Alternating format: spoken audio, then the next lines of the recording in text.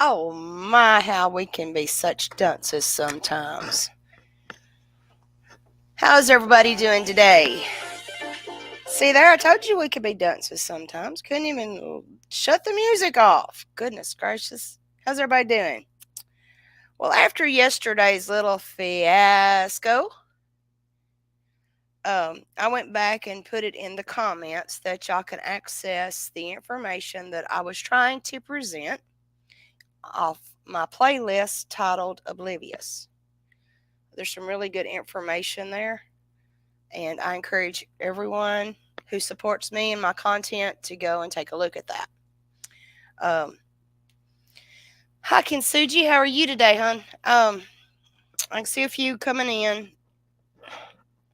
So, after yesterday's fiasco, and after a few other things that happened yesterday evening,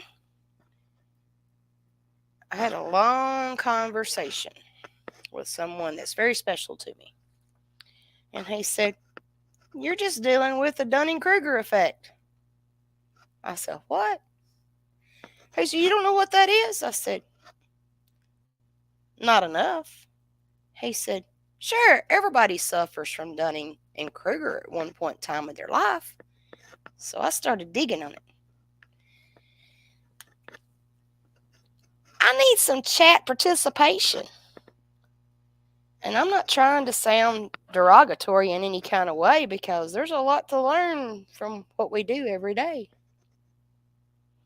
You're fine, Kinsuji. My channel got struck for a song that I played. It was done by YouTube, not by anyone. I got a confirmation on that earlier today through an email. Still new at all this, so I'm learning. So I've asked this question before. What's the difference between being stupid and being ignorant? Because nobody likes to be called stupid. I think my mic is rubbing my shirt. Can y'all hear me okay? Hi, Teresa. Church, how are you doing, love? Nobody likes to be called stupid. I had much rather be told that I was ignorant, giving me the opportunity to learn more, than to be just out and out told that I was stupid. And that goes for anyone. So I thought, well, I need to clarify those definitions. No. So, well, hey, flies on the coleslaw. How are you? I hope all is well with you. Well, when I looked up the definition of the words stupid and ignorant, it gave me a definition that says that the fundamental difference between these two words is, of course, ignorance refers to a lack of awareness of something, while stupidity refers to an inability to understand something due to insignificant intelligence, which causes him to misinterpret facts.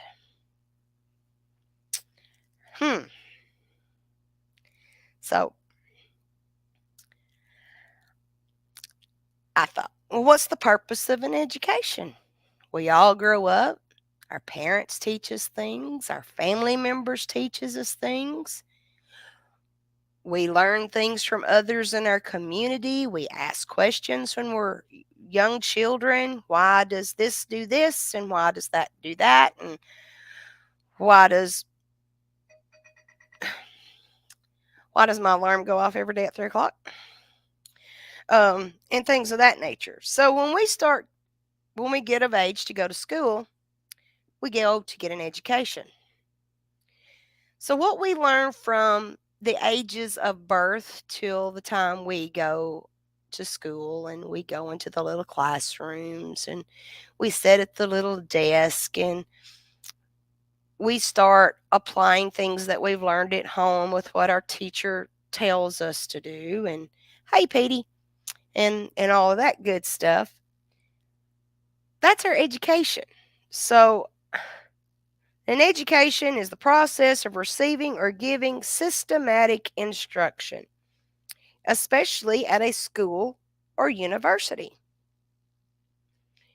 Some of the synonyms used in education is teaching, schooling, tuition, tutoring, instruction, the theory and practice of teaching, a body of knowledge acquired while being educated, an enlightening experience. So, okay, well, the purpose of an education is so that we can get smarter.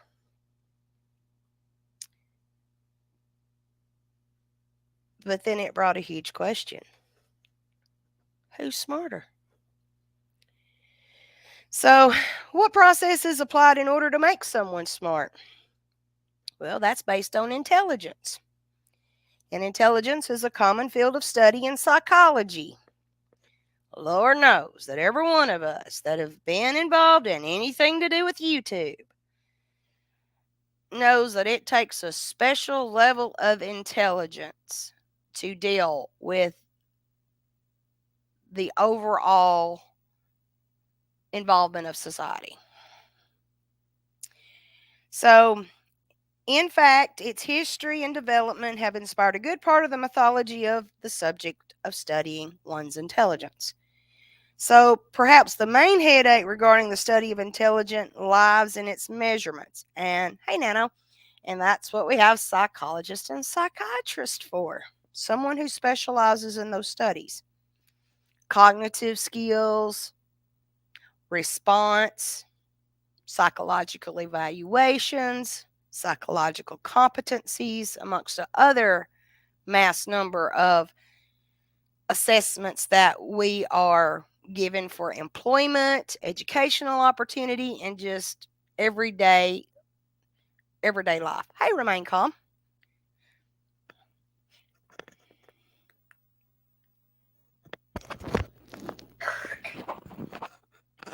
Can you still hear me? Okay, so for some reason I'm muted. Can you still hear me? I accidentally hit my mute button.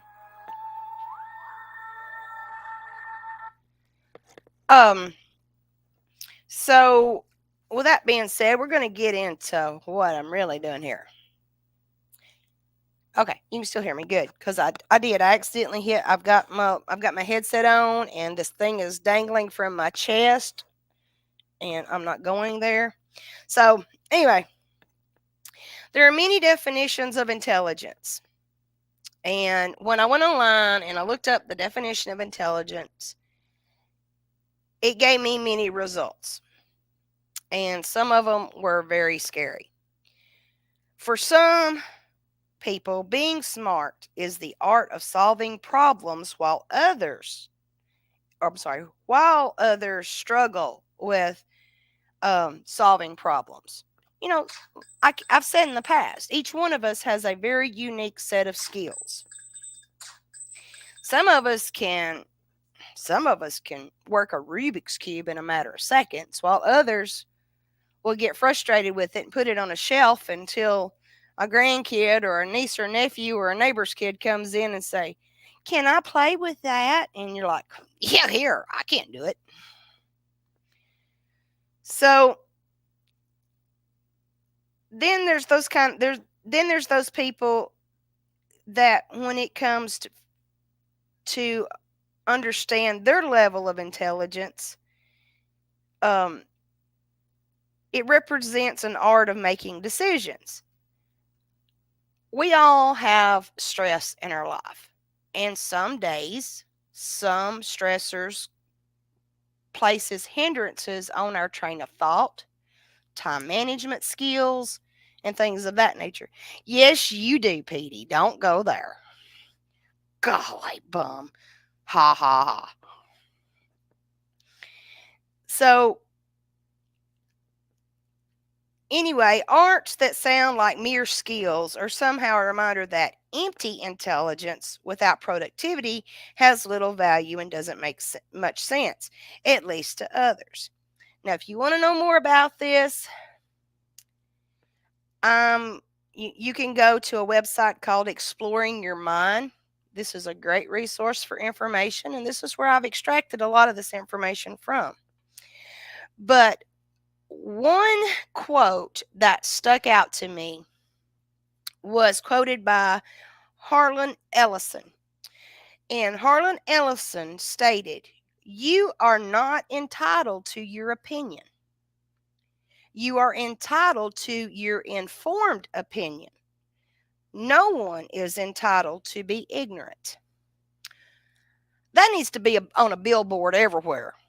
I kind of, I was almost tempted to put that in my background because I had a great uncle tell me, and I'm going to use some profanity here. I had a great uncle tell me one time, he said, "Opinions are like assholes. Everyone's got one." And that's true. But I give my opinion on a lot of things. Anybody that talks to me on a daily basis knows I'm very opinionated. But I'm also one of those that will confide in my closest friends and associates and let them know, hey, this is my opinion, but I'm struggling with putting what factual information I have and what I'm understanding so that I don't look like a fool when I try to present it. And who have I missed? Hey, Squids, I haven't seen you for a minute, and that's awesome.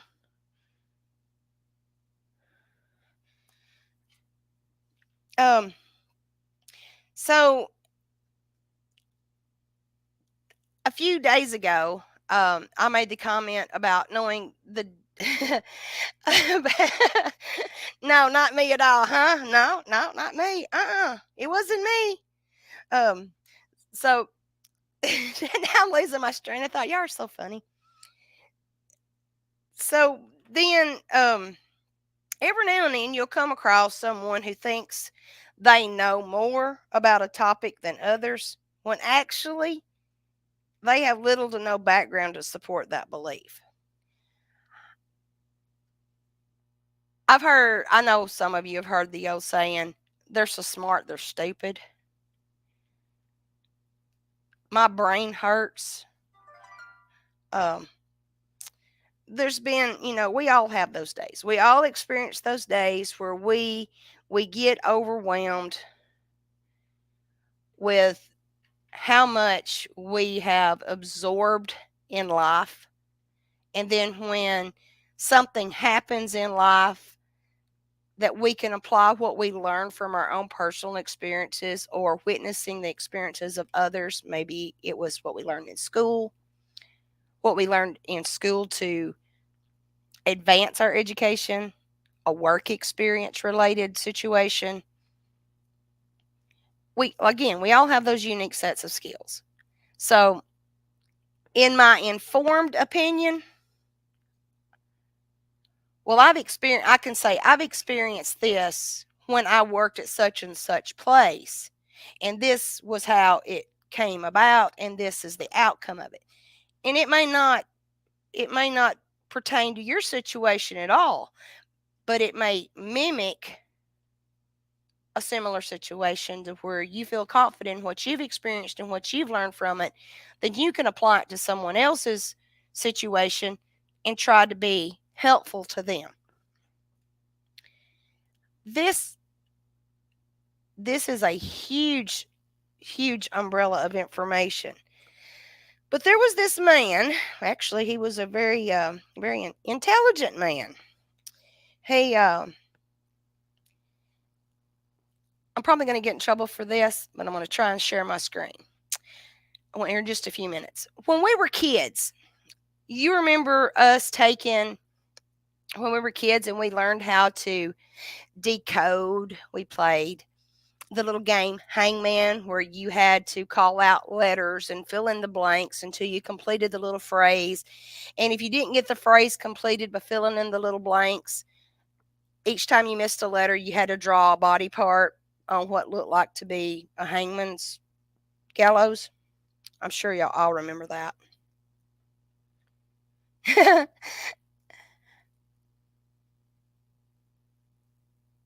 Okay, who's got the cube now?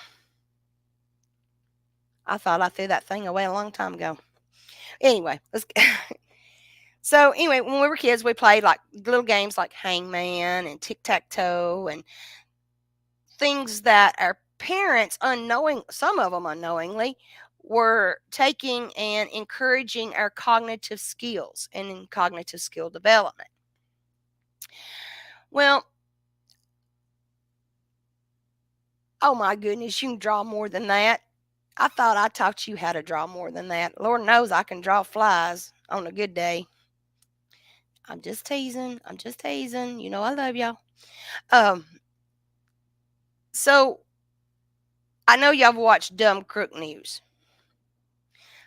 I hate doing this. Please put a one in the chat if you've ever seen any Dumb Crook News reels.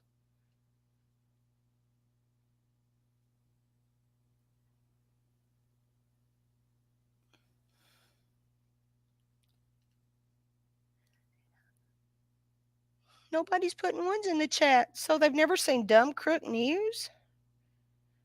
Oh no, we're going to have to remedy this.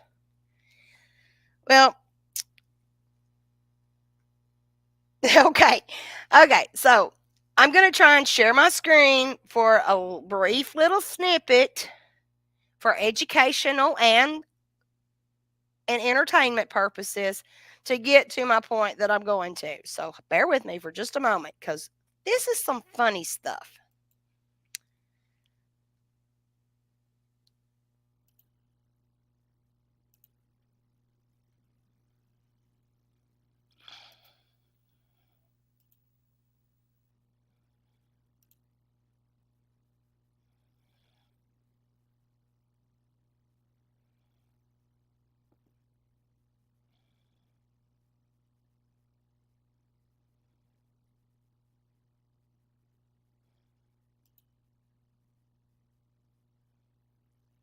Oh, and by the way,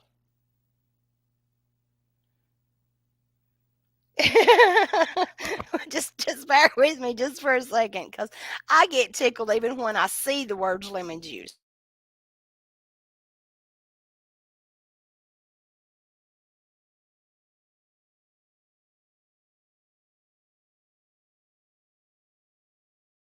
Weirdest and dumbest disguises I've ever heard of. So this guy walked into a bank in Pittsburgh and demanded money from a teller, and later the same day he robbed another bank as well because one bank isn't good enough. You know, you gotta go all out. So what was his amazing disguise? Well, before the crime, he soaked his face in lemon juice because he thought that the surveillance cameras wouldn't be able to pick up his face. He thought that his face would be invisible on camera because if you write with lemon juice, it makes it invisible. So I understand his thinking on this one, but this is just so damn ridiculous. This person is walking around thinking they're a ghost, but everyone sees you and you got like weird stuff on your face. Things get skimpy in it.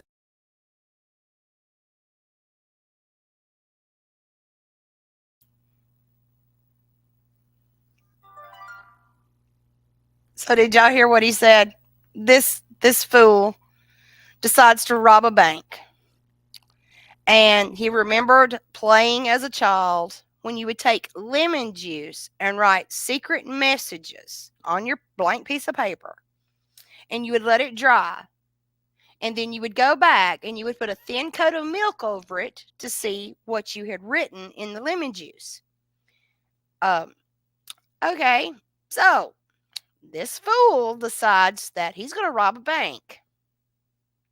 And he covers himself in lemon juice to make himself invisible.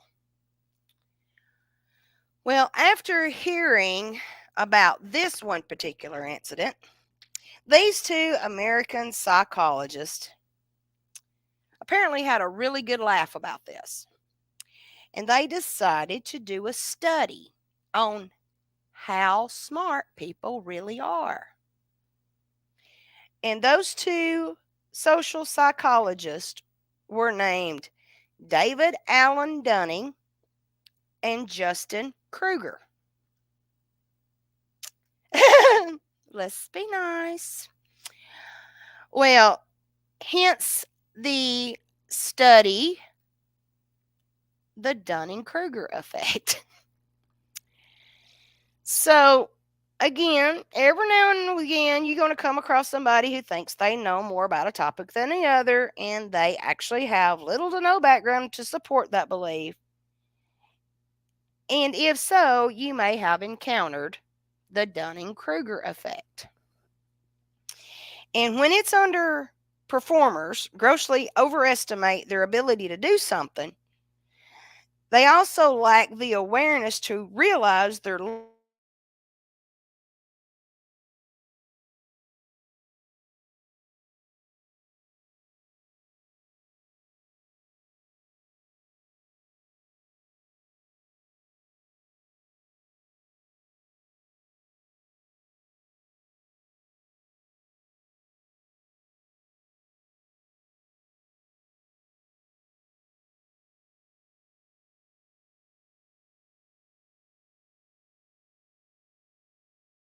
they coined the term on a paper based on their observations back in 1999. Right? Right? Okay, so, well, Professor Dunning and psychologist Kruger, they apparently they're on it because Mr. Dunning, he has gotten involved in their political era of our nation. He's gotten involved in our judicial. He's gotten involved with our military. And I'm starting to question his abilities with what we're dealing with. But I'm going to give this man the benefit of the doubt because both of these gentlemen won a Nobel Prize. So let's talk about cognitive bias. Well, cognitive bias is an umbrella term. I'm going to have to, if y'all ever buy me anything, please don't send me an umbrella. But anyway, so this cognitive bias is an umbrella term used to describe by reasoning error or flaws in judgment. Your brain may overlook basic things like logic. Can you hear me now? Am I good? I'm sorry. Did I come back?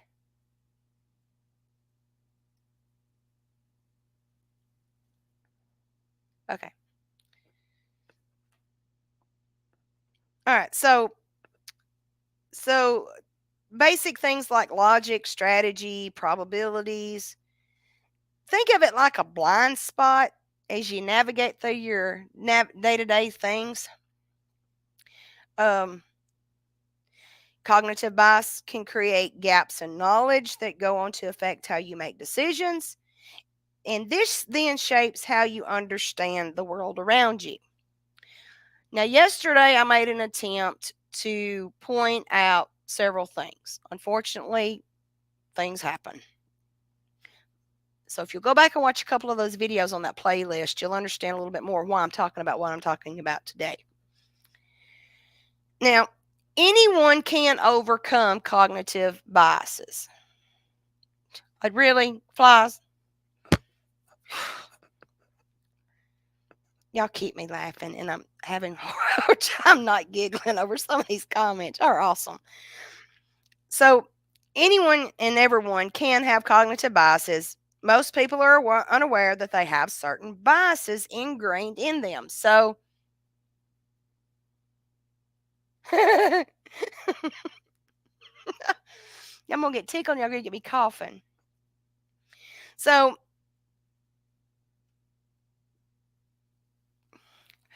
Cool Whip, really? Okay. Good grief. Hello.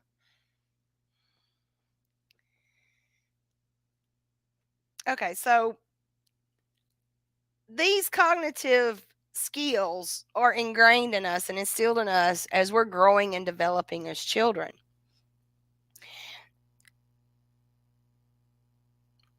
And this is why it's so this is the point I was trying to make yesterday. This is why it's so important to stay aware of your surroundings, because if you have children or you're responsible for the upbringing of children, especially at a young age, it is very important. It is very important. It was very important. It's very important to make sure you're involved in what they're being subjected to, uh, whether it be through friends, family, TV shows, video games, who they talk to, who they interact with. It's very important to stay involved in that because the activities and the behaviors of others are also being imprinted on our children today. And there's so many straying and they're getting them finding themselves in some very dangerous situations. And then as they get older and pharmaceutical and chemicals are interjected into their life. Yeah. Petey, now I'm going to have to stop and get everything to make strawberry shortcakes. God, you're not helping me with my diet today. Um, so it's very important that you stay aware of what your children are subjecting themselves to. Because the video that I tried to show yesterday showed a young girl sitting on her bed on her laptop. Her mom was in the kitchen. Mom was on her phone. She poured her a glass of wine. The kid come out of the bedroom after setting up several dates from Craigslist with married men. And the kid goes out of the house telling her mom that she's going to a friend's house when indeed she went and met a man for sex at 13, 14 years old. So it's very, very important you stay involved in your kids because it's part of cognitive bias. You just got to know these things. You got to imprint that they need to have time management skills, that all that stuff needs to be incorporated in a young child's life. So people with this type of cognitive bias don't know that they are ignorant of their own ignorance. We've witnessed this on some other stuff. So over time, this bias-based decision making can have short and long-term consequences. Can get you hurt, can get you in jail, can get you addicted to a chemical, smoking. See, for some, just smoking regular cigarettes was imprinted young growing up. And as we got older, we realized smoking's not very good for our health. So it can bleed into important parts of your life like relationships and work. It may even affect your general worldview. So what causes the Dunning-Kruger effect? Well, what makes some people convinced they are more qualified or knowledgeable than they really are was that in the original story and study, Dunning and Kruger pinpointed two major things that are directly responsible for causing this particular bias. One is incompetence in a given field or topic. This is the lack of skill or knowledge required to do things that result in the best possible outcome. The second thing is the lack of metacognition. Sorry. I am so sorry. I just mispronounced that all the way around. Lack of metacognition. Simply put, it's the ability to think about thinking. Don't think too much. People with this bias lack the basic knowledge and insight required to realize whether a decision, an opinion, or a belief is correct or not.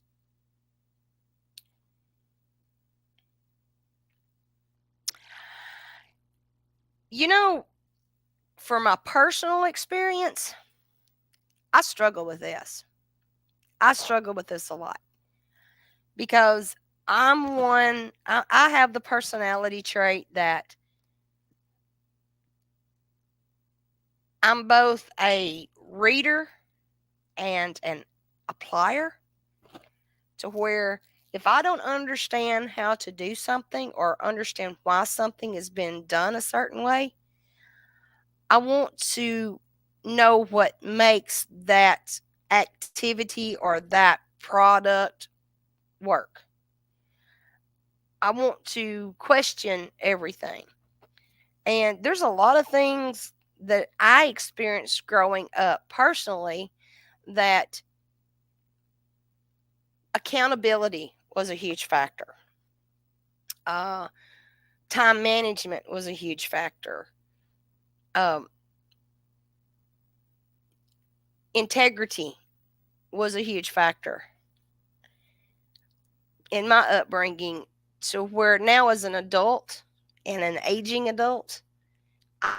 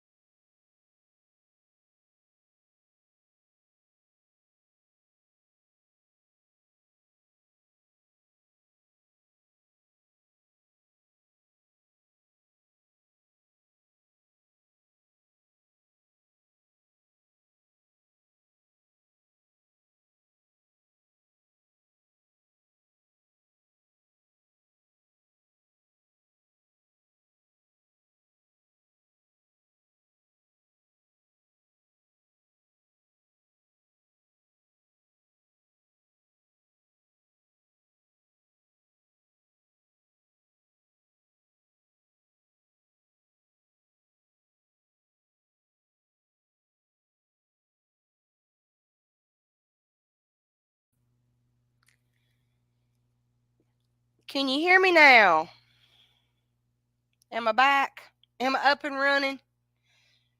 And no, it makes me cry putting lemon juice in your eye. Golly bum. Honor, yes, honor used to be important too. Honor's always an importance. So, can somebody tell me where I dropped off? Because I think I was trying to share my personal experiences there for a minute, and it's probably good that it blurted out.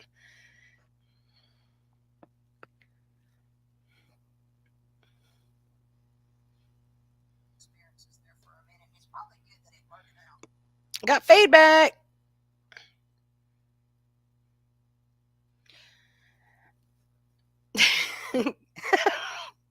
Are you laughing at me or with me? Let's have a party. So, this Dunning-Kruger effect. Lordy, lordy, lordy, lordy, lordy. I think this is going to be one of my new hot topics because if I see somebody acting acting ridiculous, I think split personality. And you're going to look at me and say, "What do you mean? Is he Dunning or Kruger today?"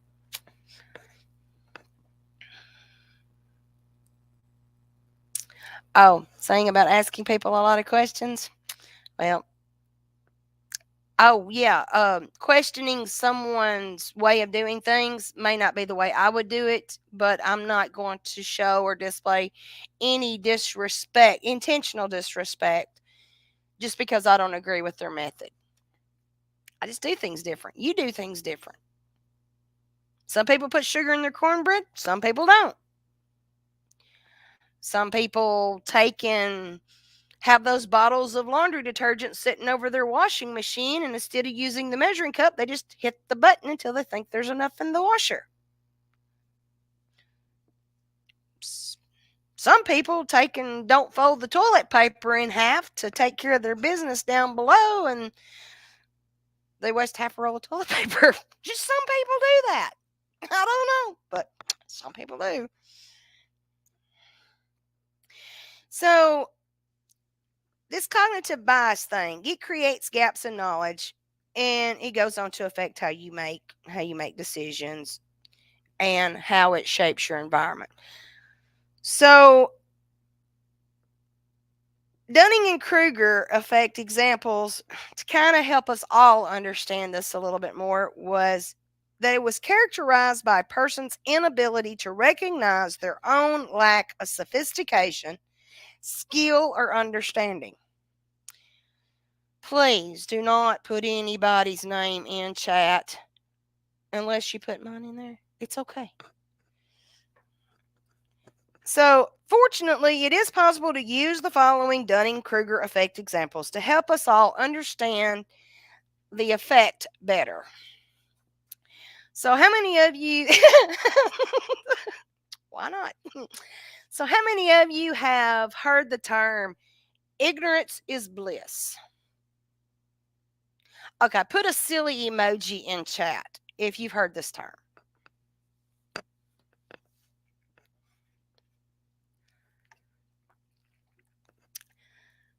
Sophistication, guilty as charged.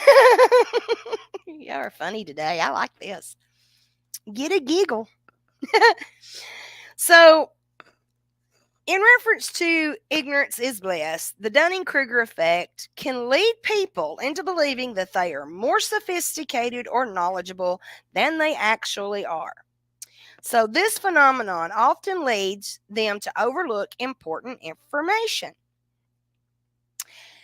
They may place a lot of information on their resume or and their qualifications to a job application. They may make up crap. They may go to a thesaurus or a dictionary and come up with unique words to make there's nothing wrong with trash collections, to make a trash collector look very sophisticated. They spend hours filling out falsified applications and paperwork. They might even get themselves into trouble with employers who are not aware of their lack of qualifications or abilities.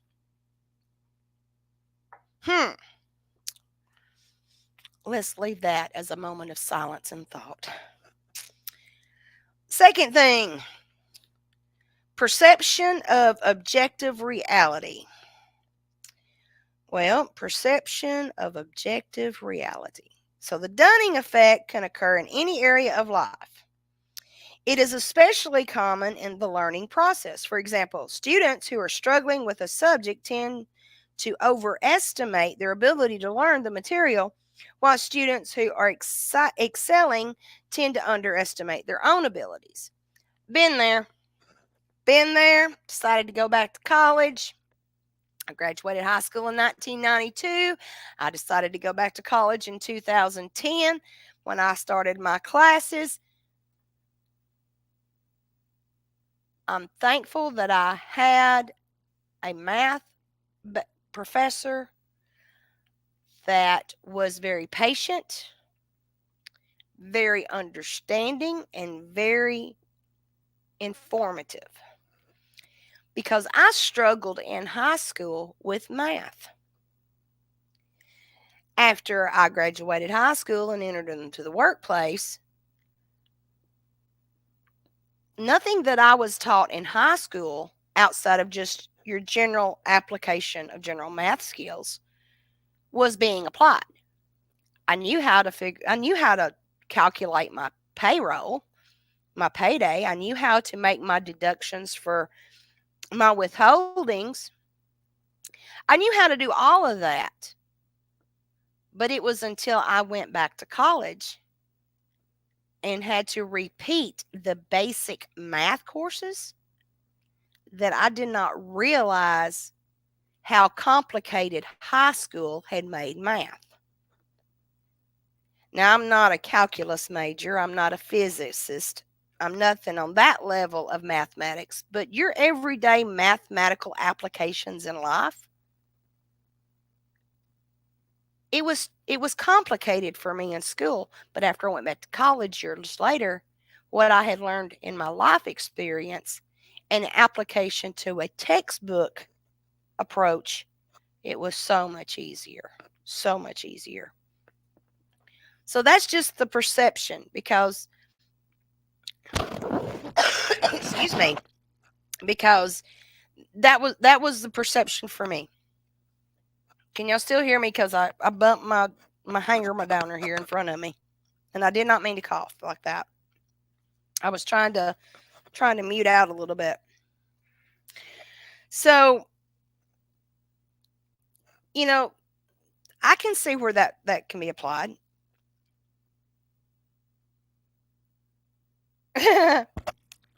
Smoke them if you got them. Um, Third thing, entrepreneurs can be as delusional as students. Everyone in chat knows what an entrepreneur is. Well, they're going to go out here, they're going to start businesses, they're going to look for new opportunities, they're going to look for ways to make money, they're going to look for ways to apply their skills in making money. It's one of the reasons why I started my business and doing what I done. I learned so much. I had an education, I had life experience, and I wanted to start a business to where I could apply my life and educational experiences to help my community and help others that reached out to me or I could be available to them. My line of work is more of a humanitarian level because I do what I can to find a way to help. If I can't help you directly, I will find someone that I'm confident in that can or has another resource available to you.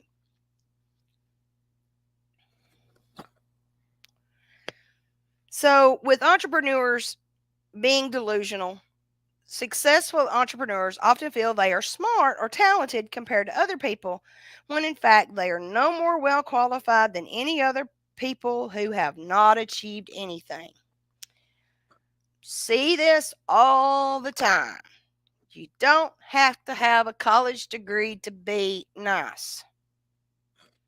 You don't have to have a college degree to flip a burger, and we all got to eat. It's in the perception of how you look at things and how you apply that skill.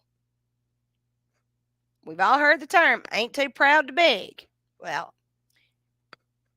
let's just say I've cut a lot of grass. The Dunning-Kruger effect in politics. Now, remember a while ago I told you that Mr. Dunning has interjected himself and guiding along our judicial system, our law enforcement agencies. He's been called on for a lot of things.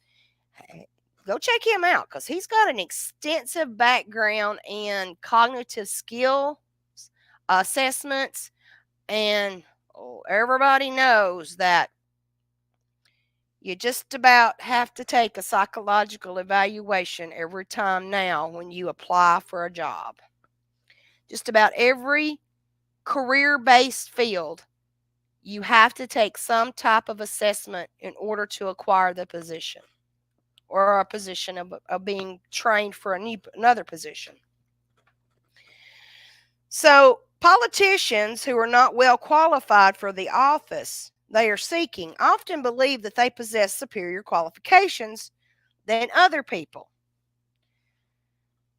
We just had a gubernatorial election, and I think everybody that was watching anything to do with their state's government seen what everybody else was seeing across the nation. You've got these people that are elected more on popularity and monetary endorsement than actual ability.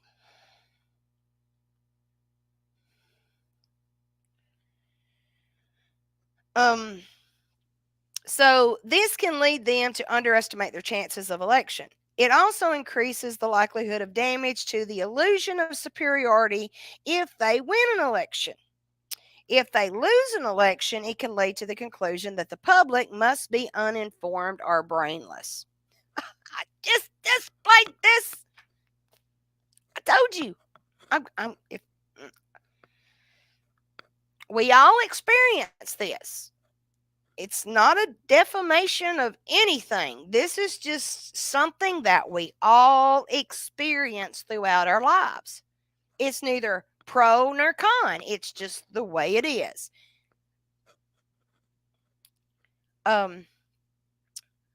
Dunning-Kruger effect,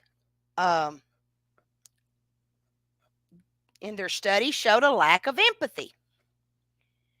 A lack of self-awareness can result in a politician who does not believe that their actions are wrong or improper. They fail to understand that they're hurting other people's feelings or damaging their lives.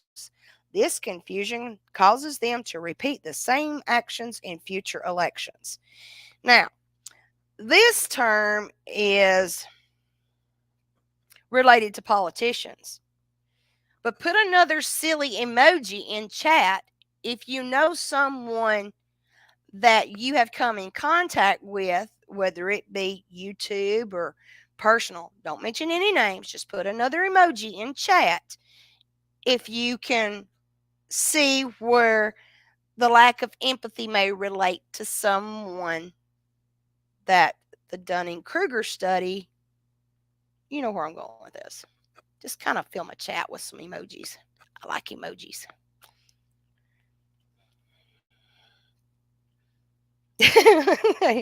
I'm going back and forth. And you're right, remain calm. You're right. Give credit where credit's due. You don't have to you don't have to have a degree. Just give credit where credit's due. So, I'm going to try and share another video. Some of you, I know most of you in my chat right now has heard of Abbott and Costello. If you've not heard of Abbott and Costello, allow me to introduce to you two of the most famous comedians from in and around the Great Depression into the early 50s. Because Dunning-Kruger effect absolutely applies to one of the most famous skits these two comedians ever did. And while you're watching, I cannot place commentary, but I'm going to mute out and I will be right back after the brief show. It's about 5 minutes. What's on second? Don't give it away, girl. Don't give it away. One moment, now let me get you started.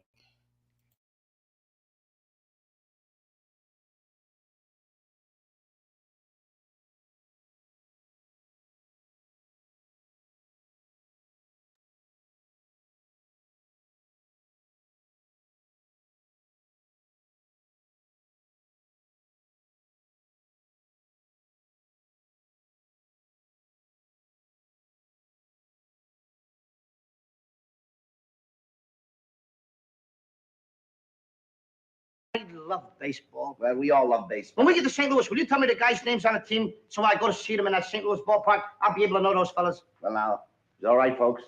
All right. Excuse me. I want to find out the fellas' names. As long as it's okay with you. I'm crazy about baseball. Will you stand still? Pick up your hat. Go pick up your hat. Okay.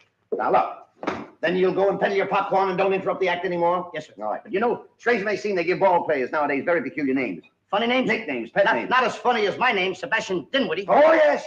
Funnier than that? Oh, absolutely. Yes. Now, on the St. Louis team, we have who's on first, what's on second. I don't know's on third. That's what I want to find out. I want you to tell me the names of the fellas on the St. Louis team. I'm telling you, who's on first, what's on second. I don't know's on third. You know the fellas' names? Yes. Well, then who's playing first? Yes. I mean the fellow's name on first base. Who? The fellow playing first base for St. Louis. Who? The guy on first base. Who is on first? Well, what are you asking me for? I'm not asking you. I'm telling you who is on first. I'm asking you who's on first. That's the man's name. That's whose name? Yes. Well, go ahead and tell me. Who? The guy on first. Who? The first baseman. Who is on first? Have you got a first baseman on first? Certainly. Then who's playing first? Absolutely. When you pay off the first baseman every month, who gets the money? Every dollar of it. Why not? The man's entitled to it. Who is? Yes. So who gets it? Why shouldn't he? Sometimes his wife comes down and collects it. Whose wife? Yes. After all, the man earns it. Who does? Absolutely. Well, all I'm trying to find out is what's the guy's name on first base? Oh, no. What is on second base? I'm not asking you who's on second. Who's on first? That's what I'm trying to find out. Well, don't change the players. I'm not changing nobody. Take it easy. What's the guy's name on first base? What's the guy's name on second base? I'm not asking you who's on second. Who's on first? I don't know. He's on third. We're not talking about him. How did I get on third base? You mentioned his name. If I mention a third baseman's name, who did I say is playing third? No, who's playing first? Stay off of first, will you? Well, what do you want me to do? Now, what's the guy's name on third base? Well, what's on second? I'm not asking you who's on second. Who's on first? I don't know. He's on third.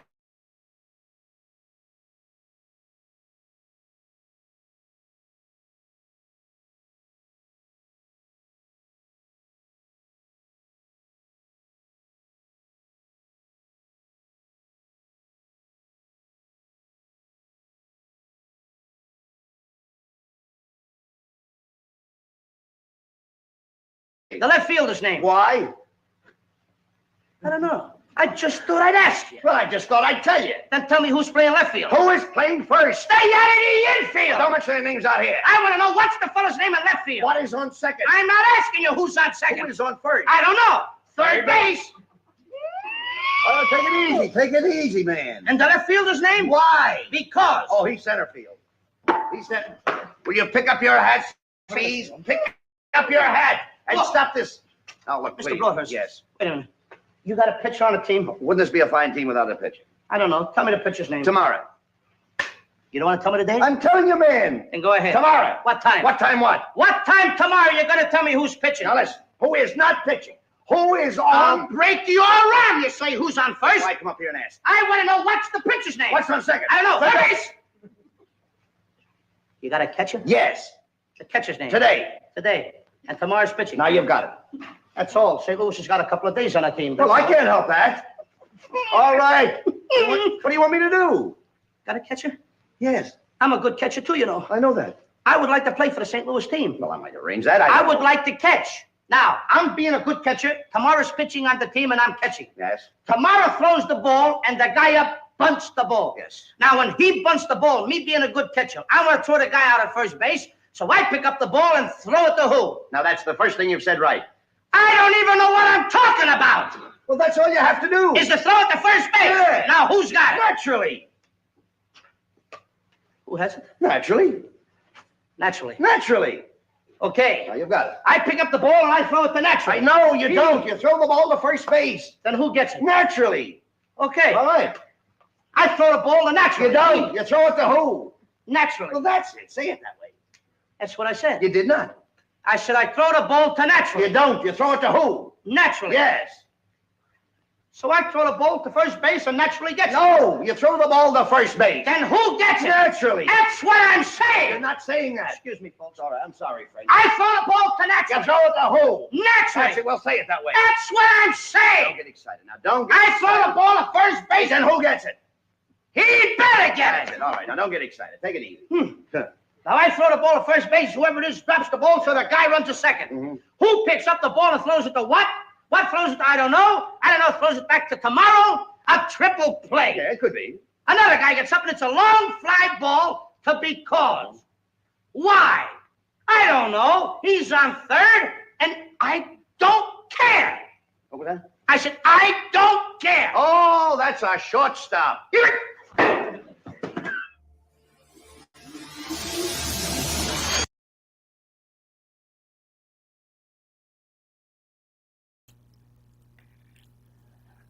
That was one of the best scripts ever written and the best example of Dunning-Kruger.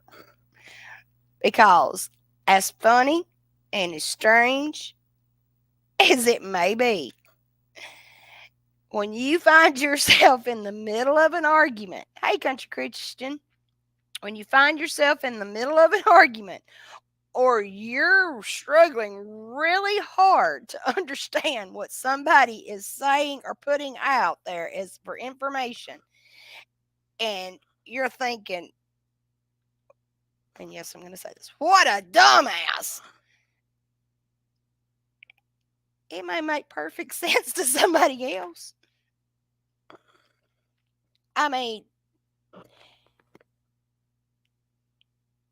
even in an argument, if you're arguing with somebody, they're going to start. They may begin to believe what they're actually saying. Um, Guilty of that one. I think we're all guilty of that, though. I'll drop that link for y'all, so y'all can go back and watch it if y'all experience some interruption there. Give me just a second.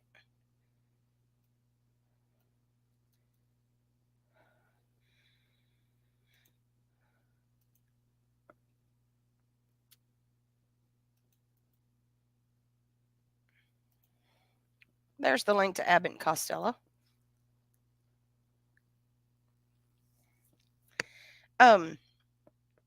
But yeah, you find yourself in an argument, and they'll start believing what they're saying, and then it'll lead to an amazing number of strange statements repeated over and over again. How many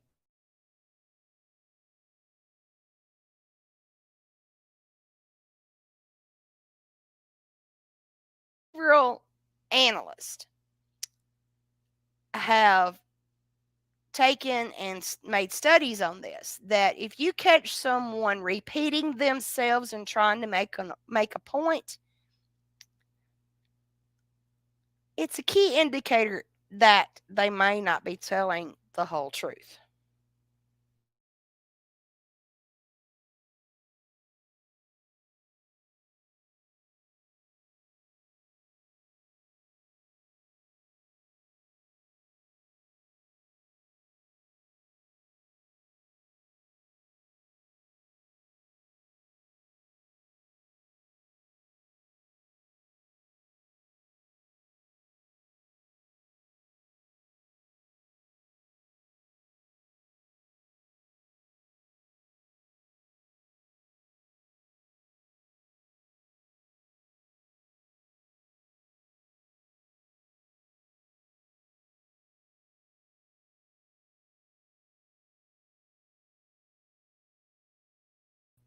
Can you hear me now?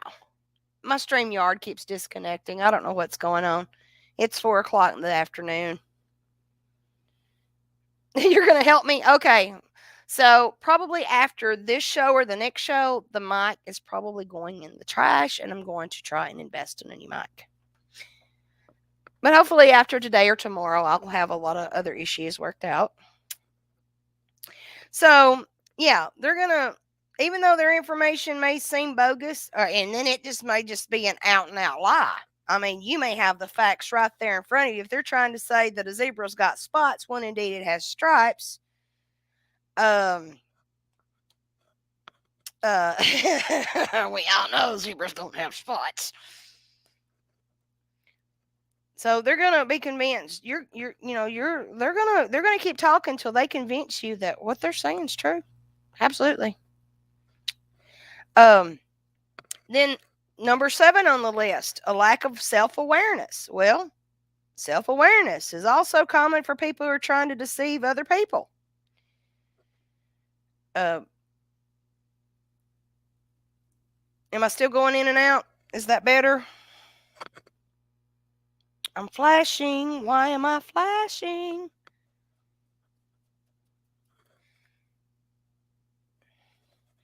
I'm flashing.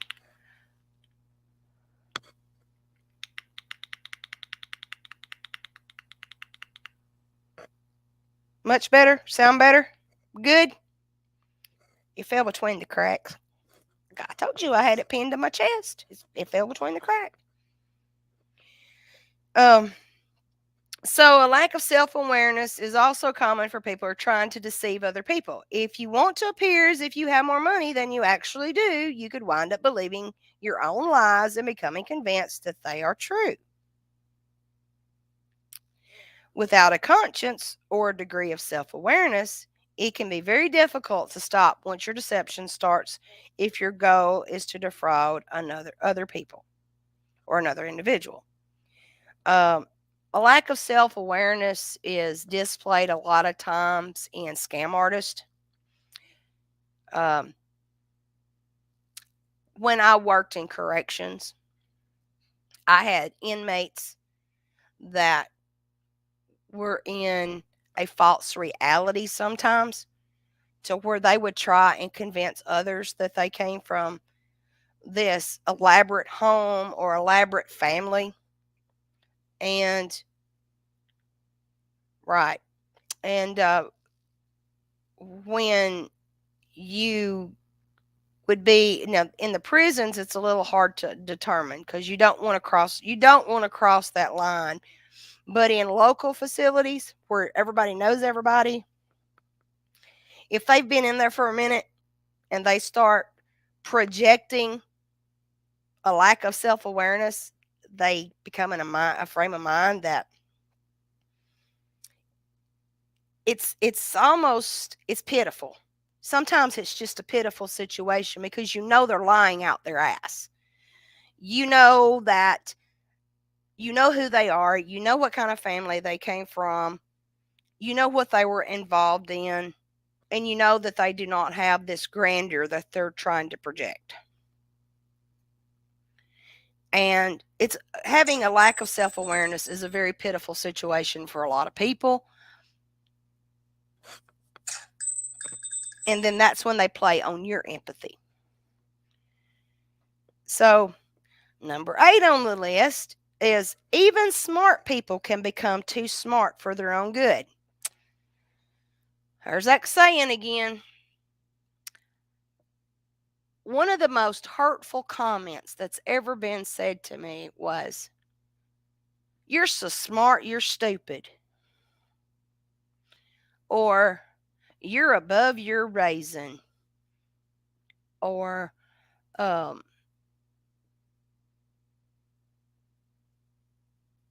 I may not have a college degree, but that doesn't mean because you've got one you're smarter than me. Well, that was stated a lot when, and a lot of abusive relationships experience these kind of comments.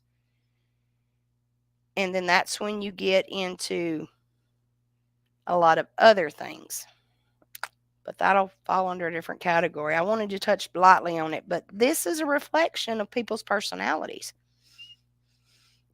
So, a lack of self awareness can lead to an increase in false beliefs, even for a very intelligent person. It can lead them to believe that they know all there is to know about a given subject. And if these types of misconceptions were constantly expressed by very intelligent people, the public would have a hard time accepting them as reality. And Petey's not stupid. She's just trying to be funny. I love you, Petey.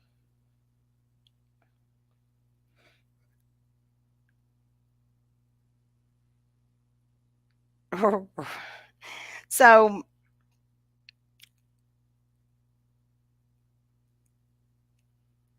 what I'm trying to say is that because intelligent people are expected to be very smart and knowledgeable,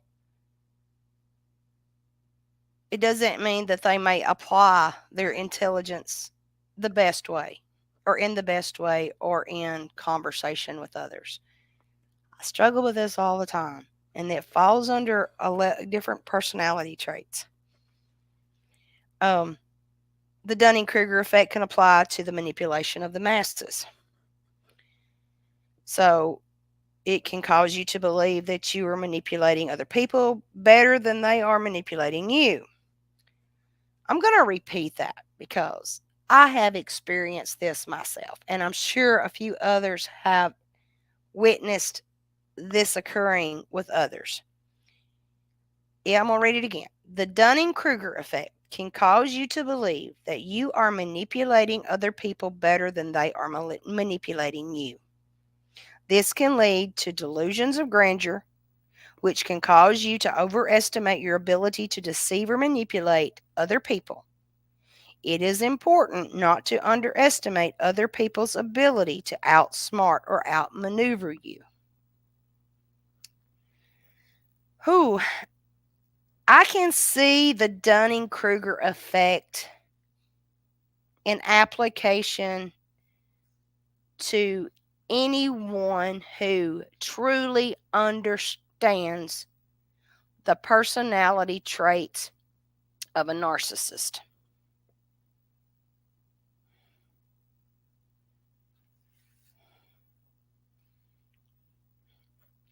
Uh, narcissists, just bless them. Get away from them. And a narcissistic relationship, overcoming conditioned and groomed behaviors from the reflections of a narcissist, are sometimes overpowering. And it's a struggle. It's a struggle for the victim of narcissism more than it is for the narcissist themselves, who does not want to reach out and try to get help in controlling their behaviors.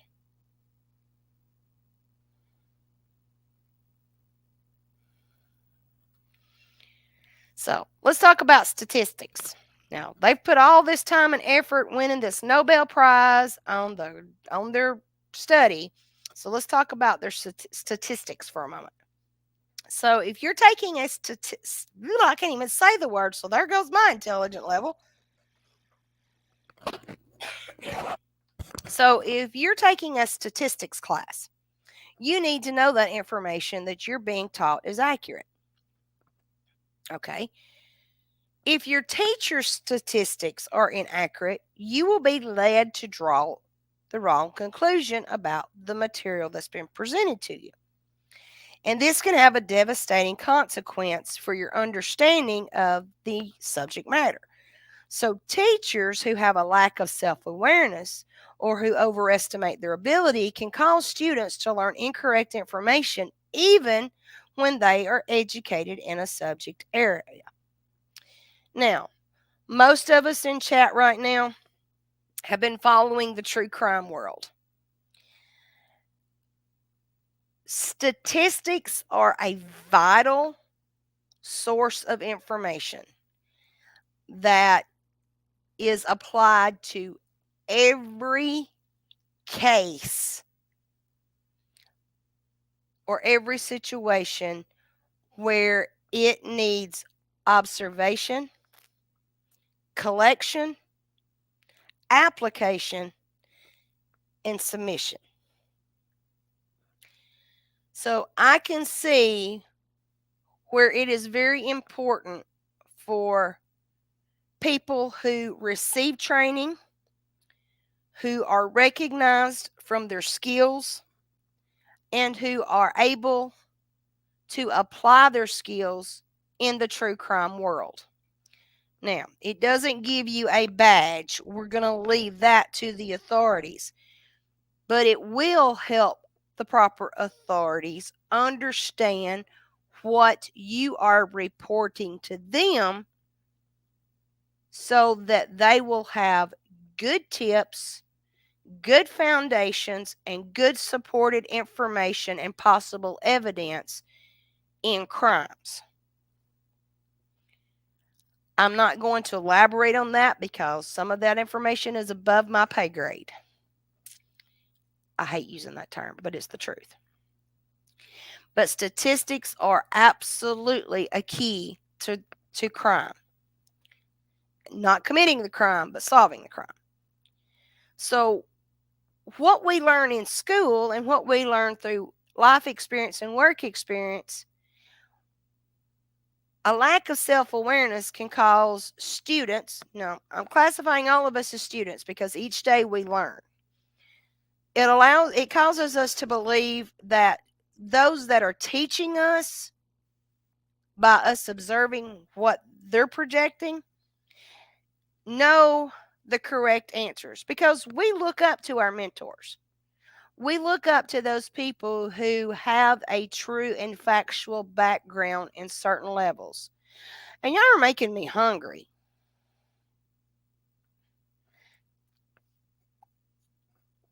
So, if you have a lack of understanding about how your mentors, teachers, instructors are working, it's going to cause a lot of confusion and you're going to be misinformed. And whenever you try to project the wrong information, you're going to look like an idiot. So it is even harder to avoid if you assume then that all teachers and instructors and mentors and individuals of authority are able to teach each other or help each other answer questions about the material that they're teaching. We've witnessed this. This is what they call incompetency. We have seen incompetencies in a lot of things.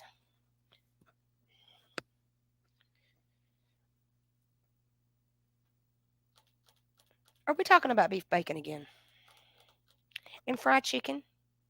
And green beans? And baked taters? Y'all are just mean to me. Just mean. Because you know it's almost supper time and I'm getting hungry. So, the Dunning-Kruger study mentions the filter bubble. If you find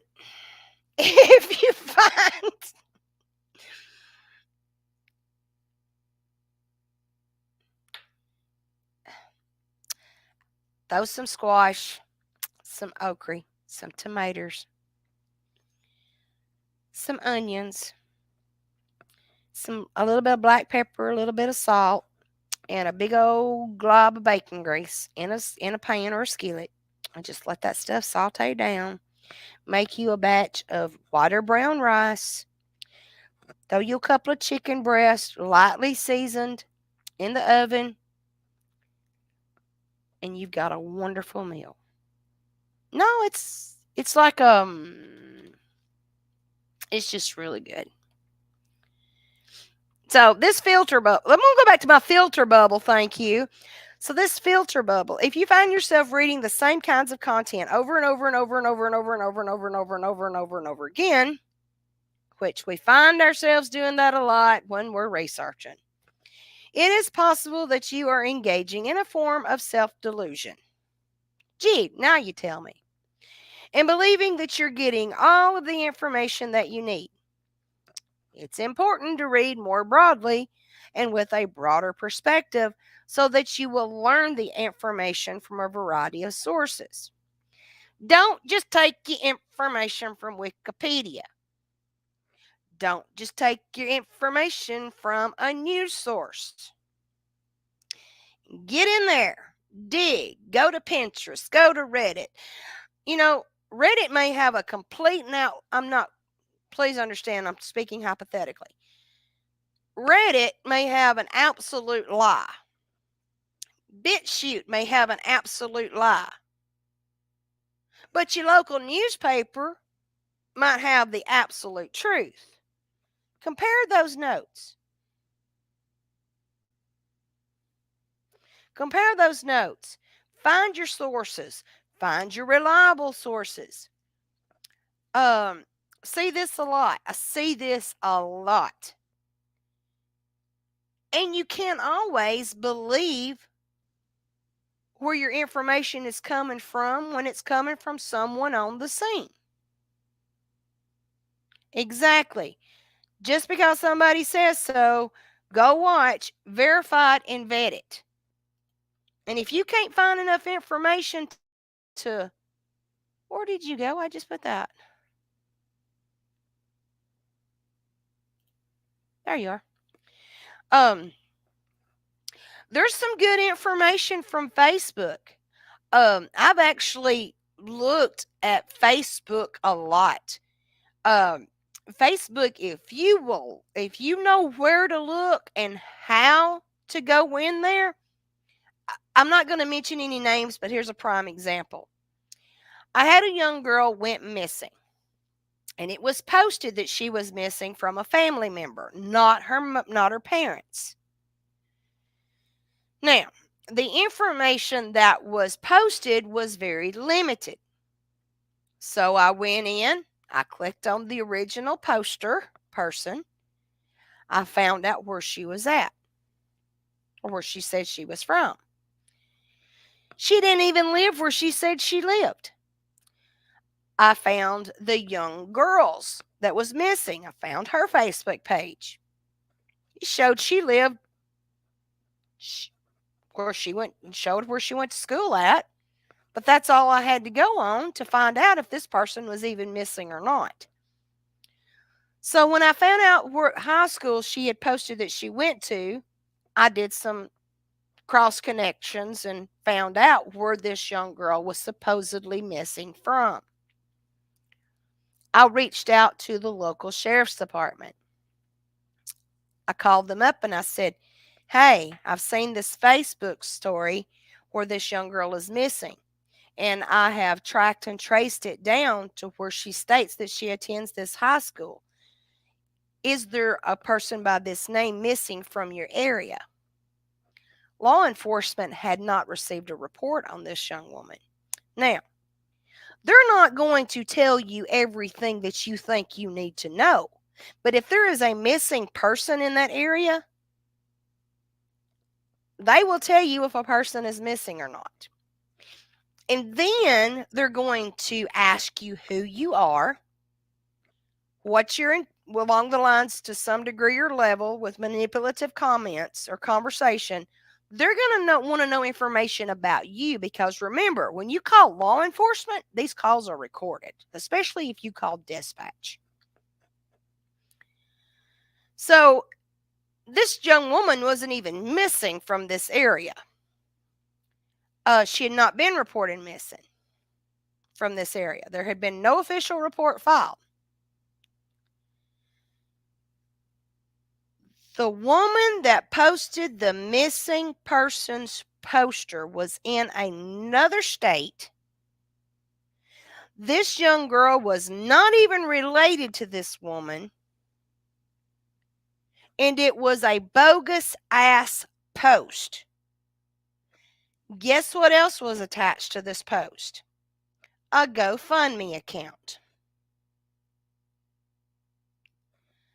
Vet the information, because this is how they play on your empathies and compassions.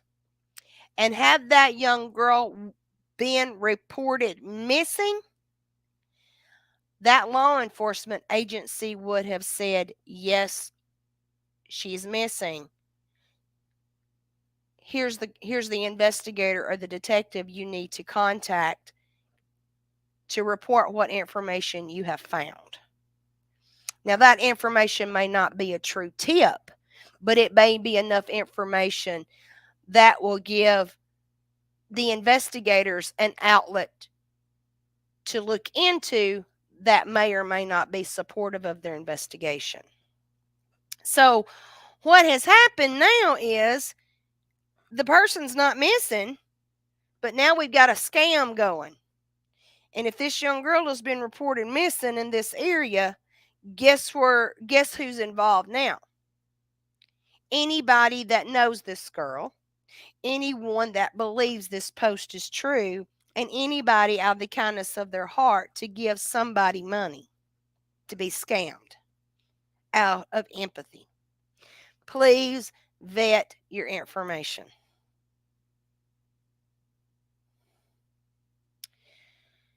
So I'm glad they kind of put that filter bubble in there, because that gave me an opportunity to point this out, because it all factors in together. And then the last key point of their study reflects the false conclusions of self-delusion. And a lack of self-awareness can create a false sense of certainty and predictability in thoughts and actions of other people. It can lead you to believe that other people will always treat you in the same way. But this is not the case with other people. They're capable of thinking about many different things, which can make it very difficult to predict what they will or won't do. This is where the manipulation comes in. And if y'all been watching my other shows where I talked about scams and Ponzi schemes and gang stalking and all of the stuff that pertains to what's going on in the real world, the Dunning-Kruger effect has been one of the most, well, I'm going to say it's the most interesting, but it's been one of the most interesting parts to apply information to what we mostly deal with on a day-to-day basis, and how we deal with people, how we cope with what we hear, what we understand, what we accumulate in information. Um,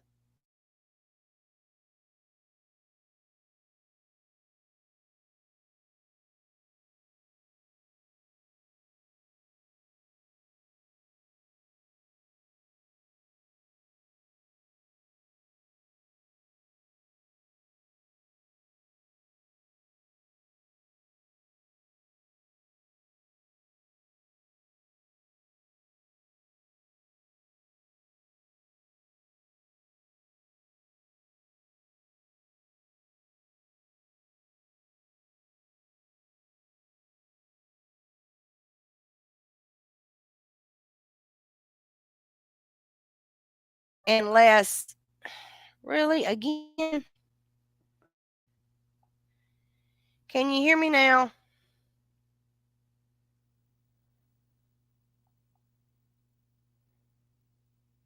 Can you hear me now? Hello, hello, hello.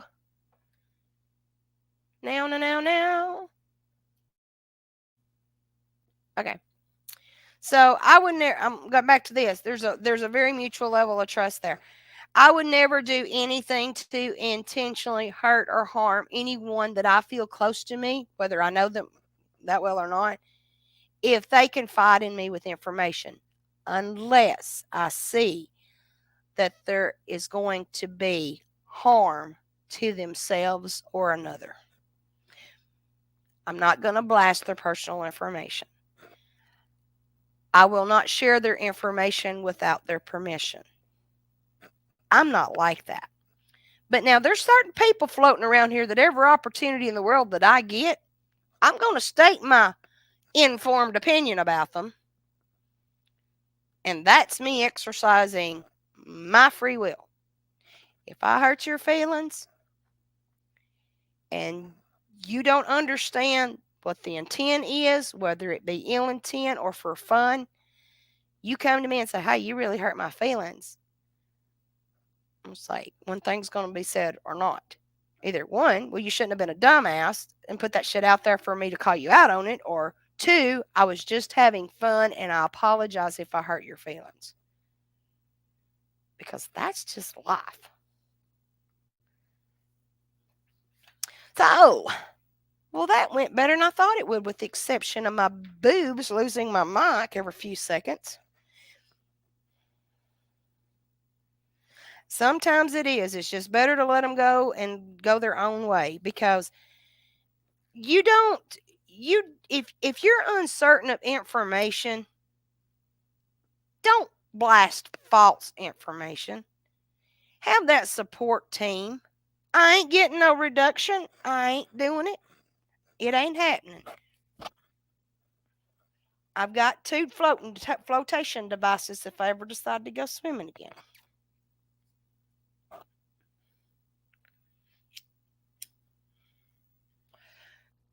Don't. No, your own mental health, your own well-being is the most important. You do for you what you feel is best.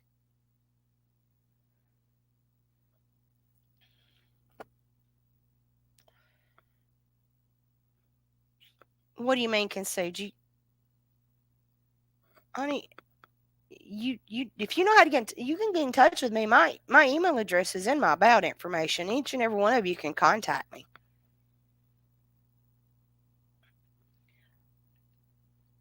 We say don't let people take up your brain space. Don't let them do that. But there's a lot of people that you can help there's a lot of people that you can't help, and there's a lot of people that you shouldn't help. You do what you feel is right.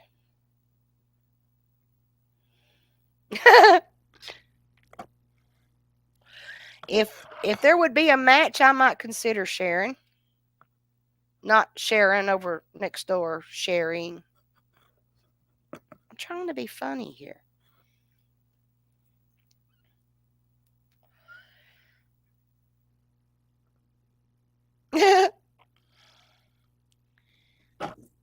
No. If y'all got any questions, I'll drop a link if somebody wants to come up on panel for a minute. I'm just having fun now. I feel like I've pretty well covered everything I had intended to cover today. I wanted it to be a little bit more informative, but I am going to do something against YouTube. I'm going to play a song for y'all here in a little bit because it's just funny as shit.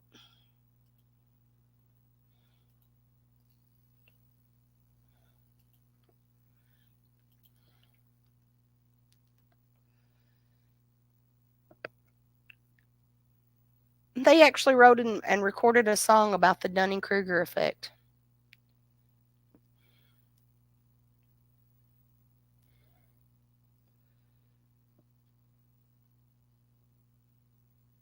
Well, Flies, you can come up on panel and show us what you fixed.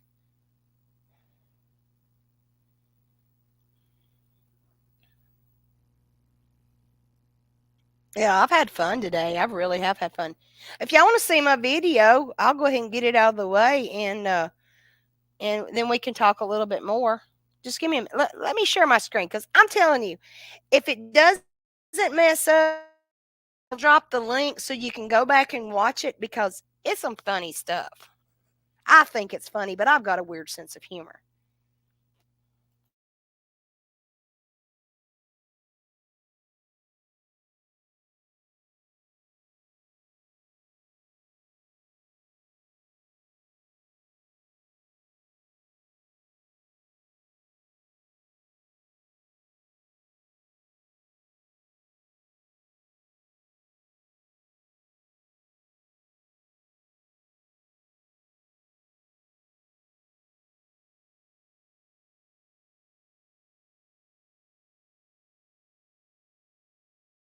Basketball is back. Watch the action live with YouTube TV. Try it free.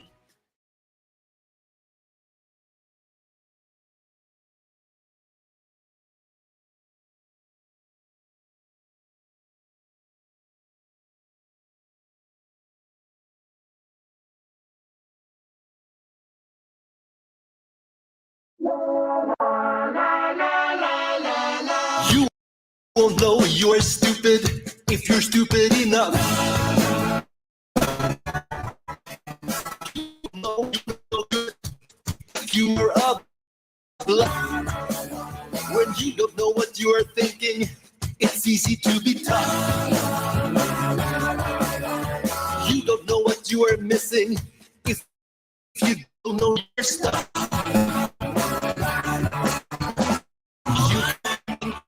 You won't know that you're not. You don't know what to practice this great effect, the Dunning-Kruger effect.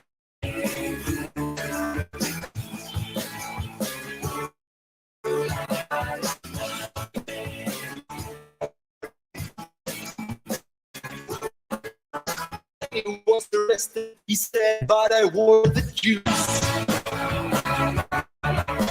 And he was flabbergasted by it in the news. He's seen the lemon juice, so I found a way. How did they see his face? Now he's locked away. When you lack competence, you can gain confidence. Cause your incompetence causes consequence. While you slack intellect, the Dunning-Kruger effect.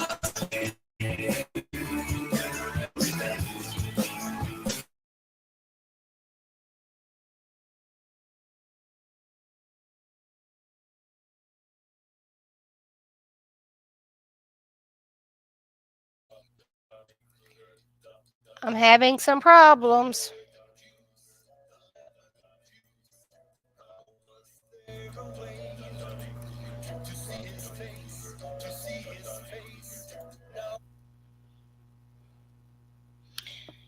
Can you still? There it is. I'm still. It's struggling.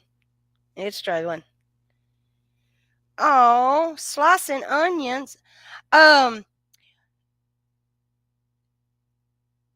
some of you may know this. Did you know that rubbing your hands on stainless steel will eliminate the smell of onions from your hands?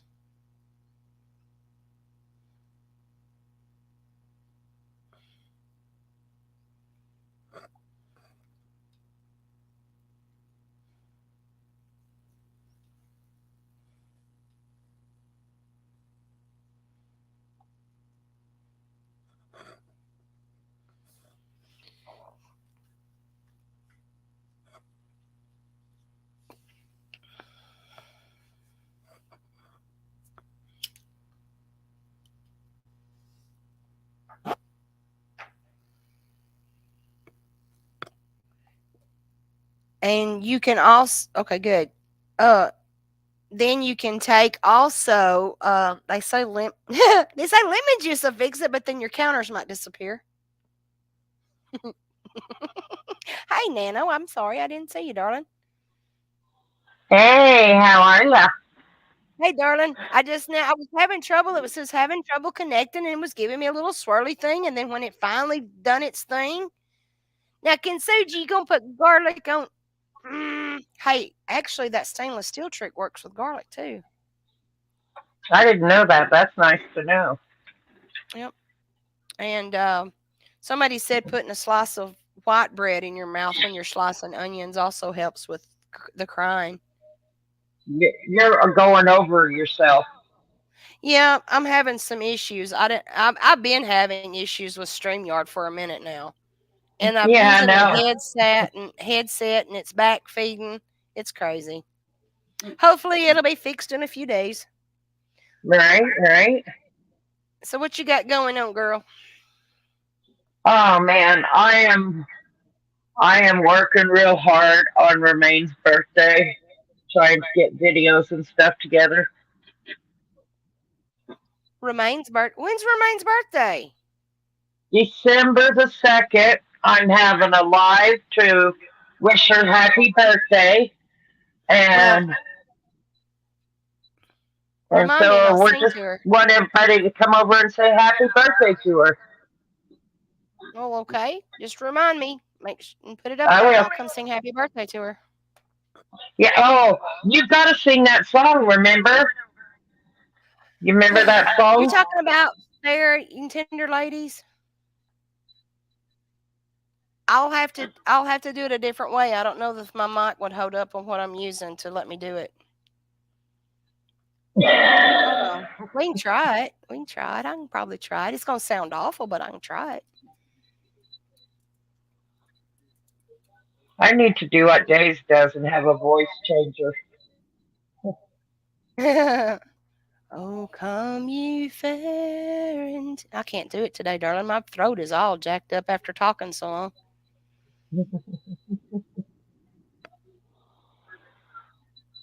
Who's choking on bread? You know, if you put water on it, it'll break it up.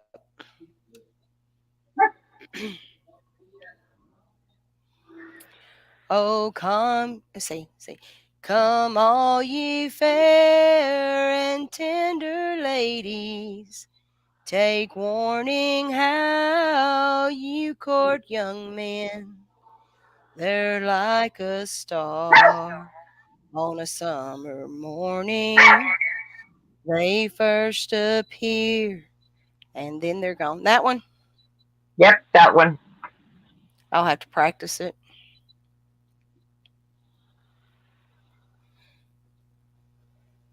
I'll have to practice it because I ain't done that one in a long time.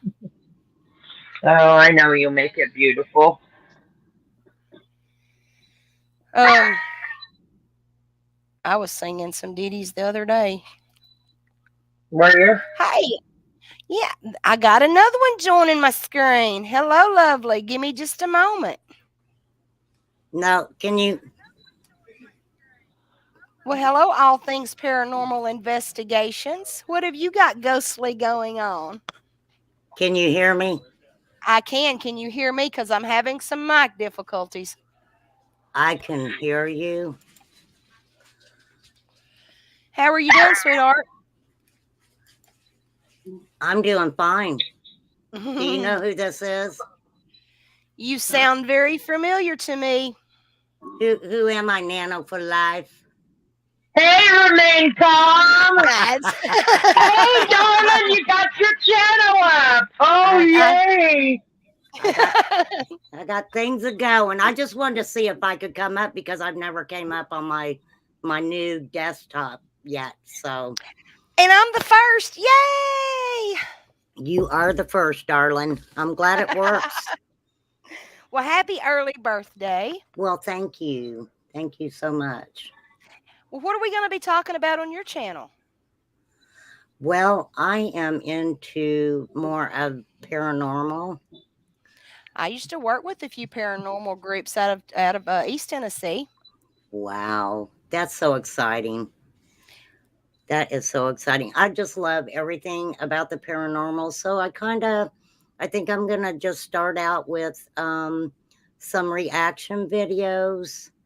And then I would really like to see if I can maybe talk to a few paranormal channels, see if they'll come on and, let me interview them. And then I'm going to have to keep a slot open for sure for all my friends that I made on, a lot of other genres. I like a lot of different genres and things like that. But I think this true crime with the missing children, I have made so many friends because of Summer. Summer really, really got me a lot of friends. So I'd like to. There's been a lot of good people got involved with that. We shouldn't let the negative distract us from what our intentions are when they're genuine.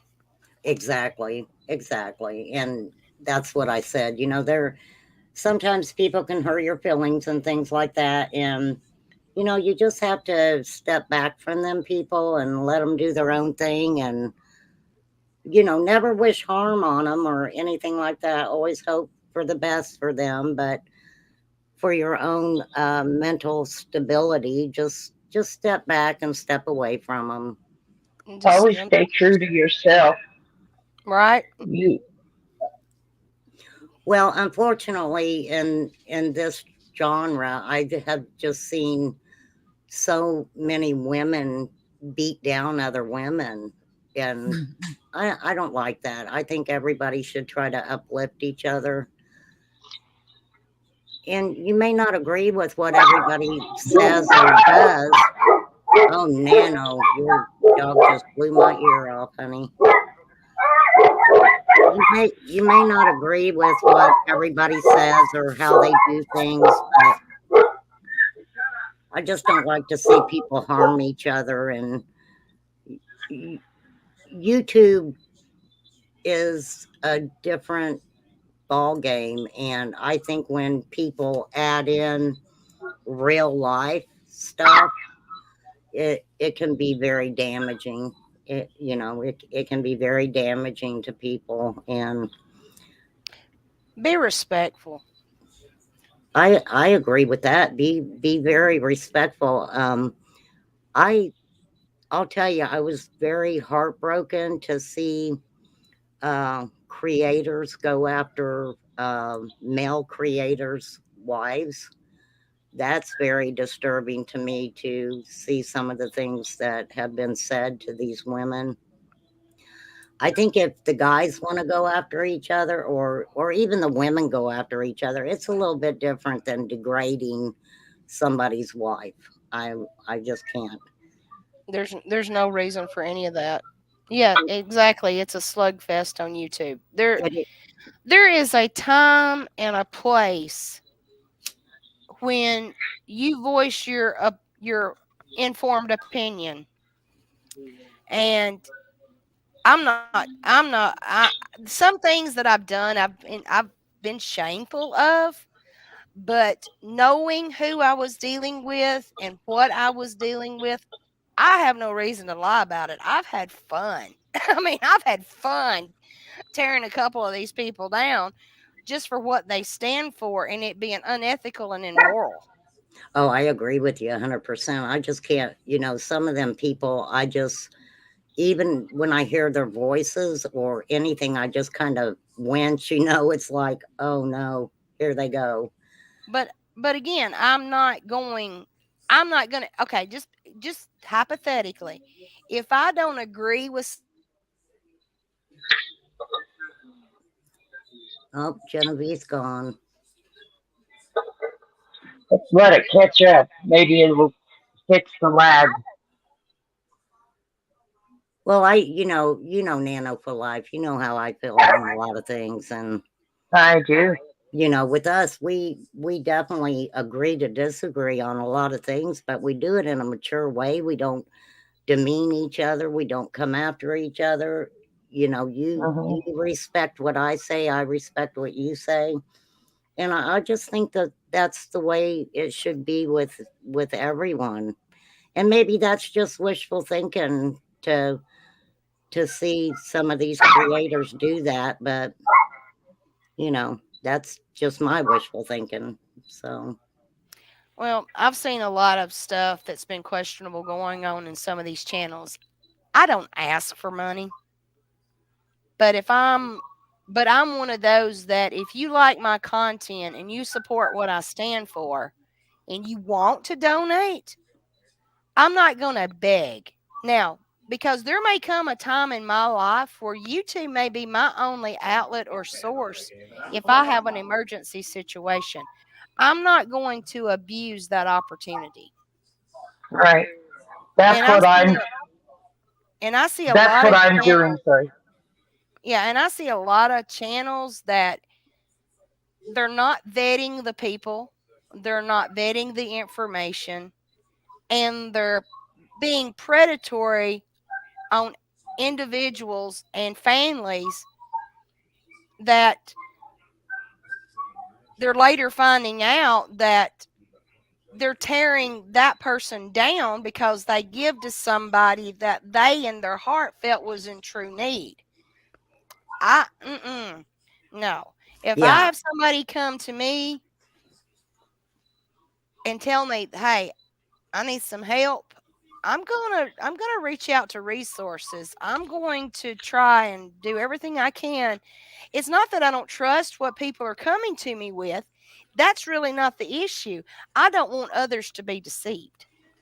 Right. well, I have seen so many people give to individuals that don't even have themselves.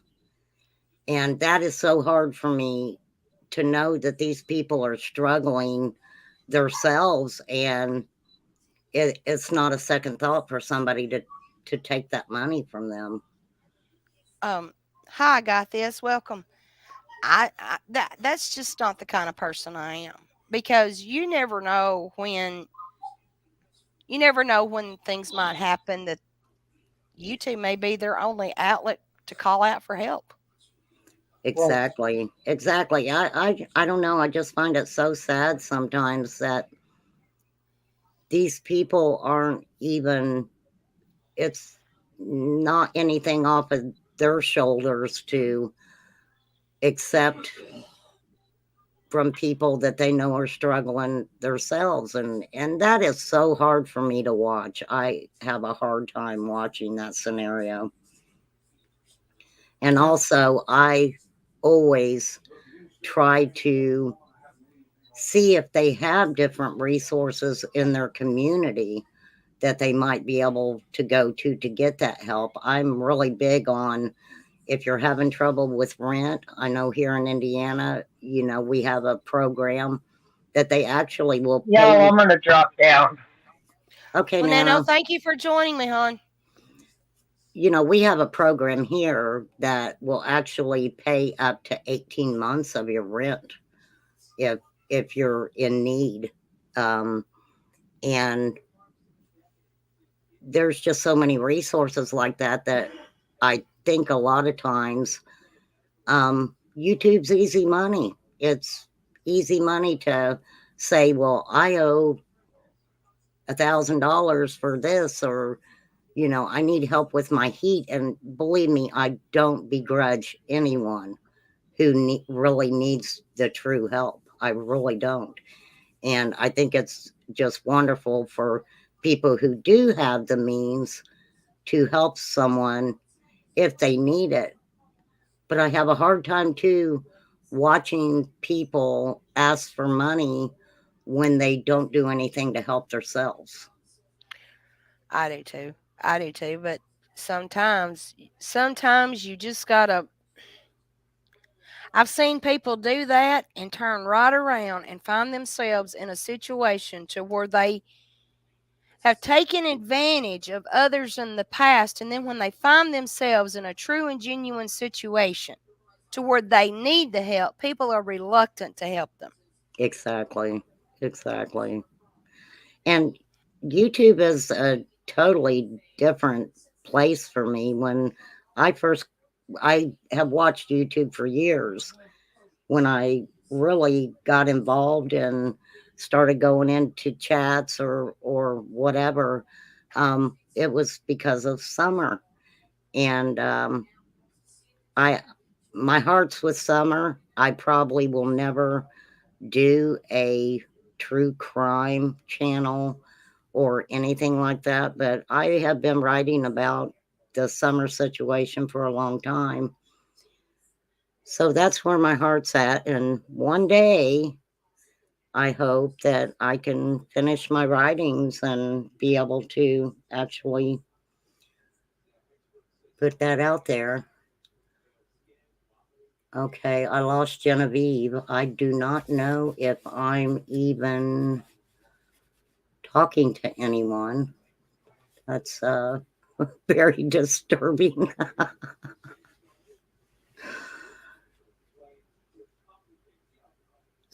Okay, there she is. I'm I back. I just lost you. I was like, oh my I gosh. let I let my screen sit idle too long while I was listening and watching chat, and it bumped me. That's so funny. I thought I was up here by myself. I was like, I'm You were talking to for a minute. myself. You were doing great because I was watching you on my TV. I tell Nano all the time because I she was likes watching my phone. I was watching my TV. she likes to have me up there with her on her channel, and a lot of people do because they feel like they're talking to themselves, and some people, have a problem with that. So I always just go up with her, but I'll tell you, she does pretty good on her own. That girl can hold a good conversation for sure. So, but yeah, Okay, did I? definitely churches, food banks, Salvation Army. There's just so many places that people can go to get that help. And I'm not going to say every time that they can help you with the exact amount of money that you need or anything like that, but they will sure try to help put a dent, in the situation for you. And but Well, I do also. there's thrift stores around here. We're approaching the holidays, and there's thrift stores around here that are accepting donations for brand new and repaired and refurbished toys and stuff just for the children in communities to they it's kind I wouldn't call it an angel tree, but it's similar to an angel tree. They do like you know what I'm talking about, where they'll put their name, put a family's name, or they'll put. I don't think they even put the family's name on it. I think they keep that kind of hush hush with the administrative staff that's keeping track of everything. But if say that they put in an envelope, 8-year-old boy bicycle, and if a bicycle comes in that's either brand new or next to new, they'll fix the bicycles up, they'll repaint them, they'll fix them up really nice, and they'll go out and and that's what they do for families in certain areas.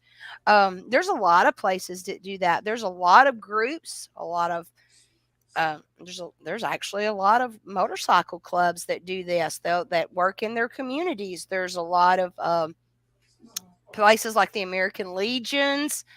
Um, some places still have Ruetan clubs. Yeah, Meals on Wheels. You've got a lot of churches. You've got families.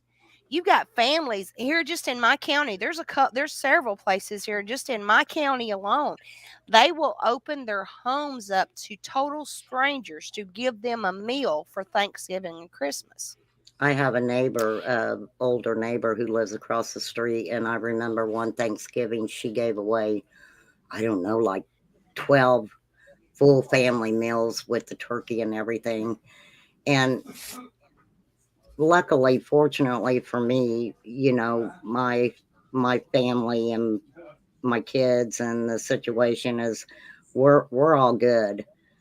And I think that if people who are okay in their status or whatever would teach their children just the meaning of giving, like over the summer, I cleaned out my closet and everything, and I had 5 great big bags of just clothes and shoes and, different items for my house and stuff. And we have a community center.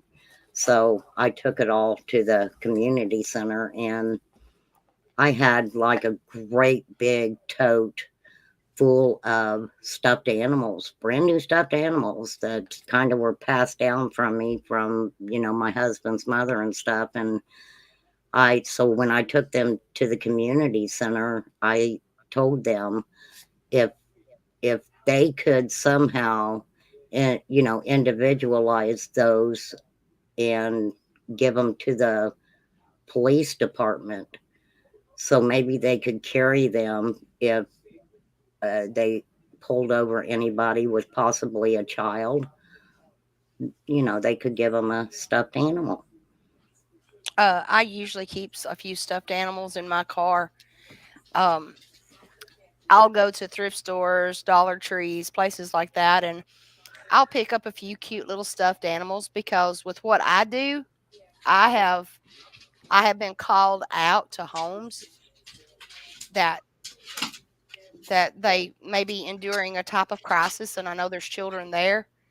I At one time I had crayons and coloring books and stuff like that, and I would give them crayons and coloring books and let them color while the adults were discussing what was going on just to occupy the children.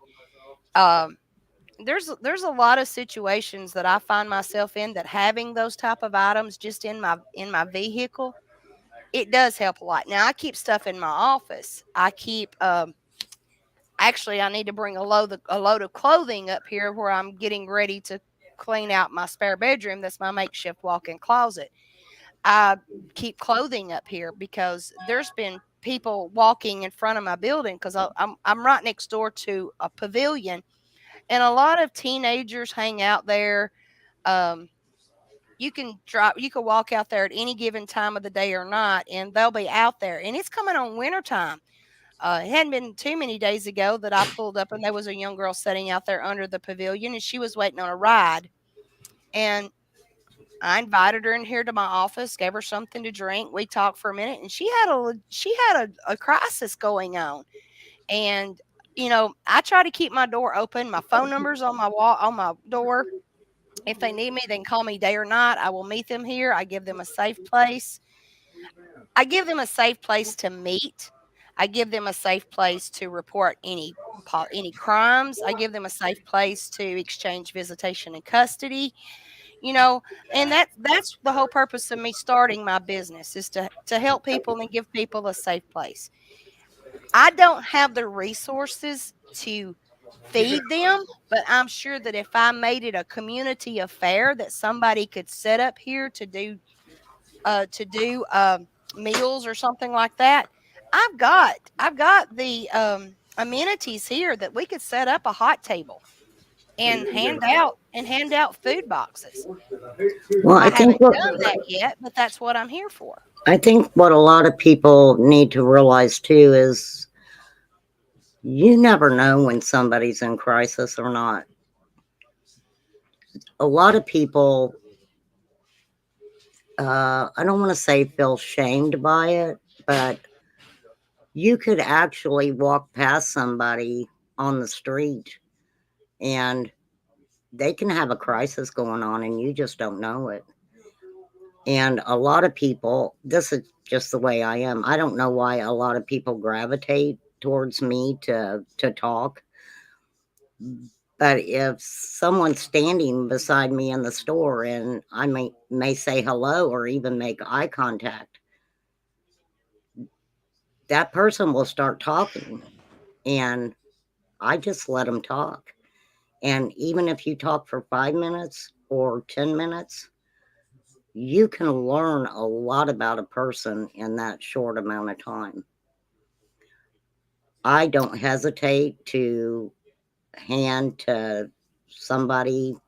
I don't, even if it doesn't matter if they have money. If I'm standing in line at the store and somebody behind me has coffee, I'll pay for their coffee.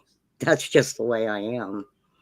I've found myself giving to people and doing things for people and expect nothing in return.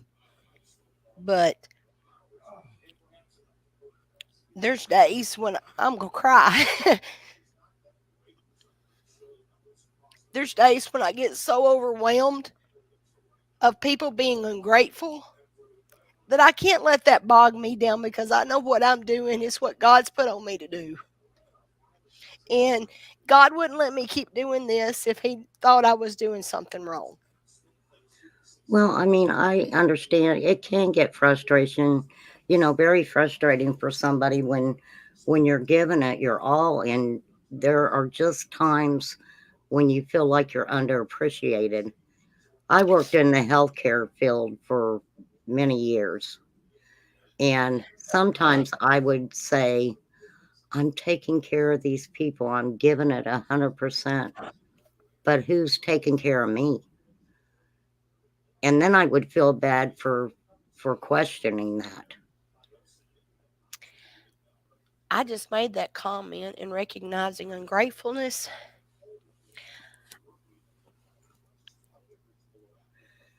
I don't know if it's truly ungratefulness that I should be commenting on, other than people just need people that are genuine. They need genuine people, not fake people. It's hard to come by. It is very hard to come by someone who's very genuine in their actions and what they say.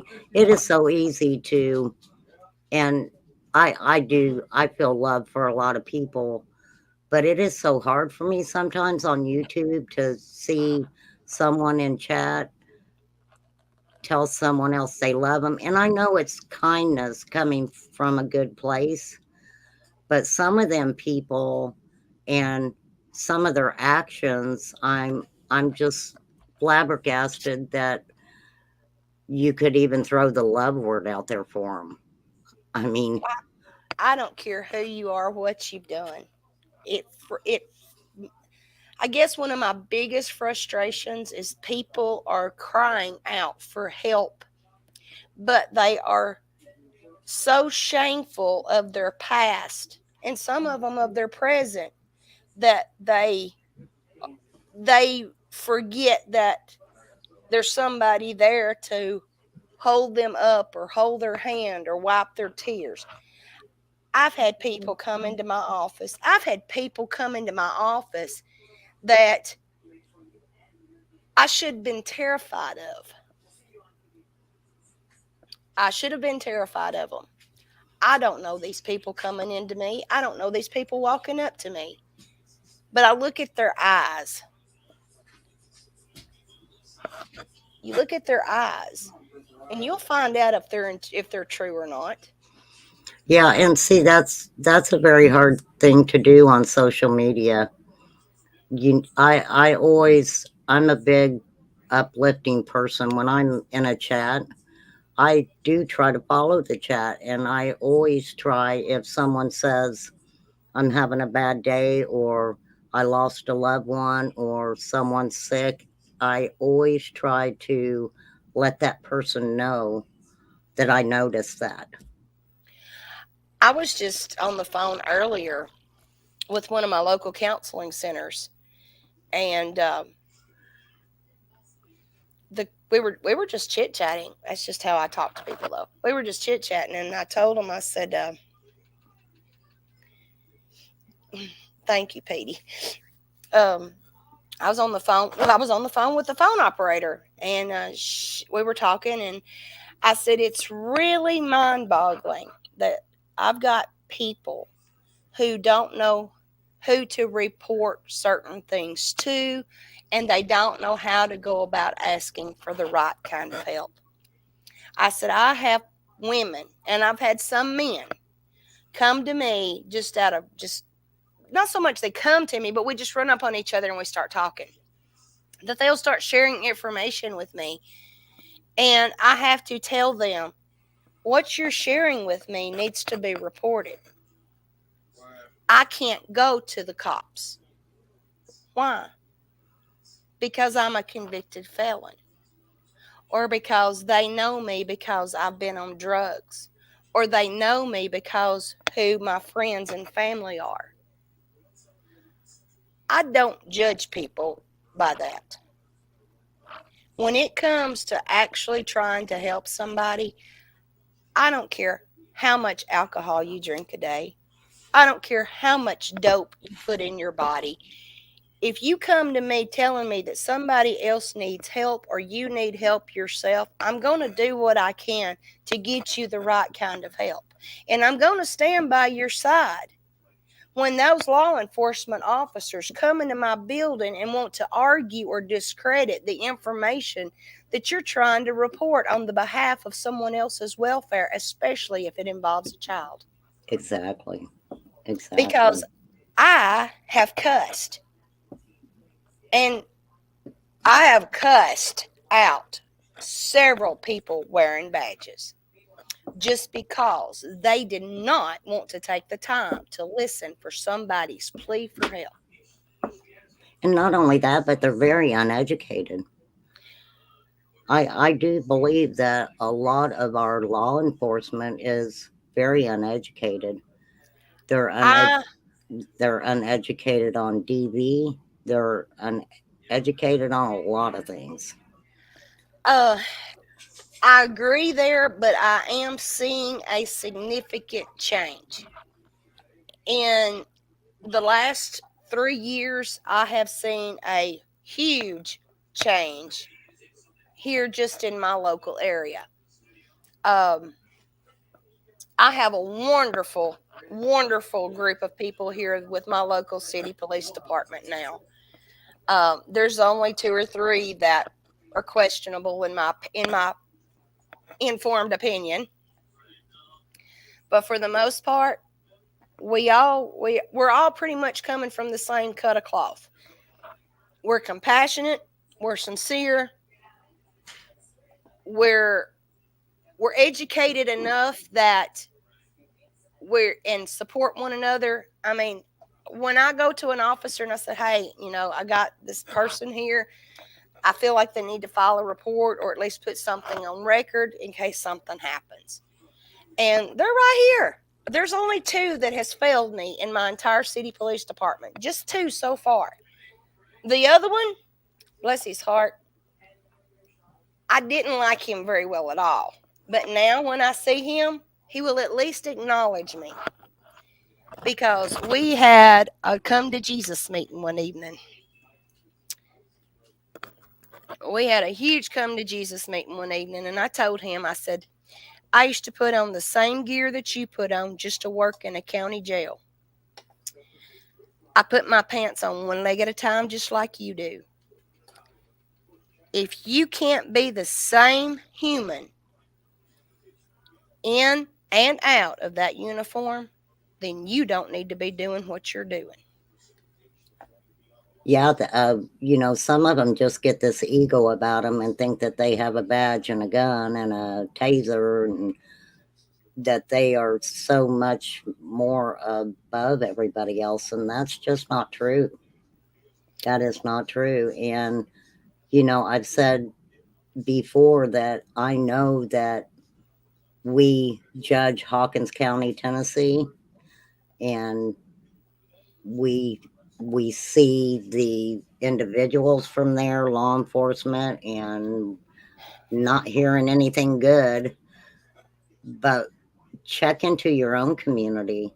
Check into your own community. There, we have communities that if you would pull up RSOs in your area, you would be astounded by the number of RSOs who live around you.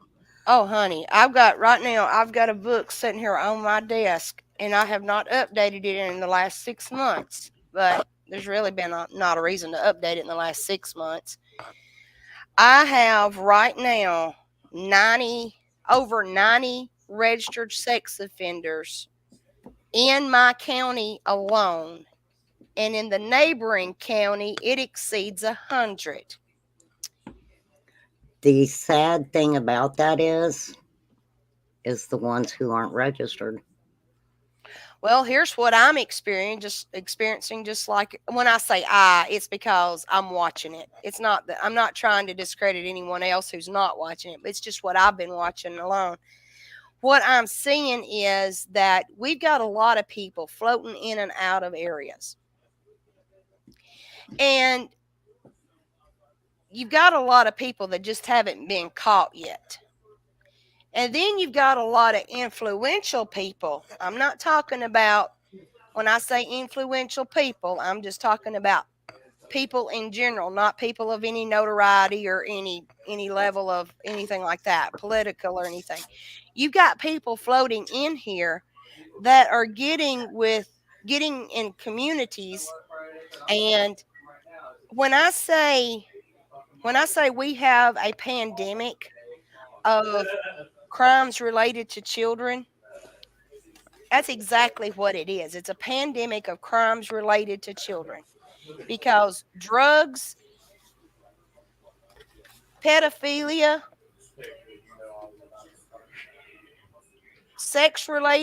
other sex related issues. Now, you don't have to sexually assault an individual to exploit an individual and overexposing a child. A child can go years and years and years without ever being molested or assaulted, but they're subjected to adult material before age appropriation. And then you put drugs and alcohol and you put the perversions in the mix. It's just a cocktail for crime.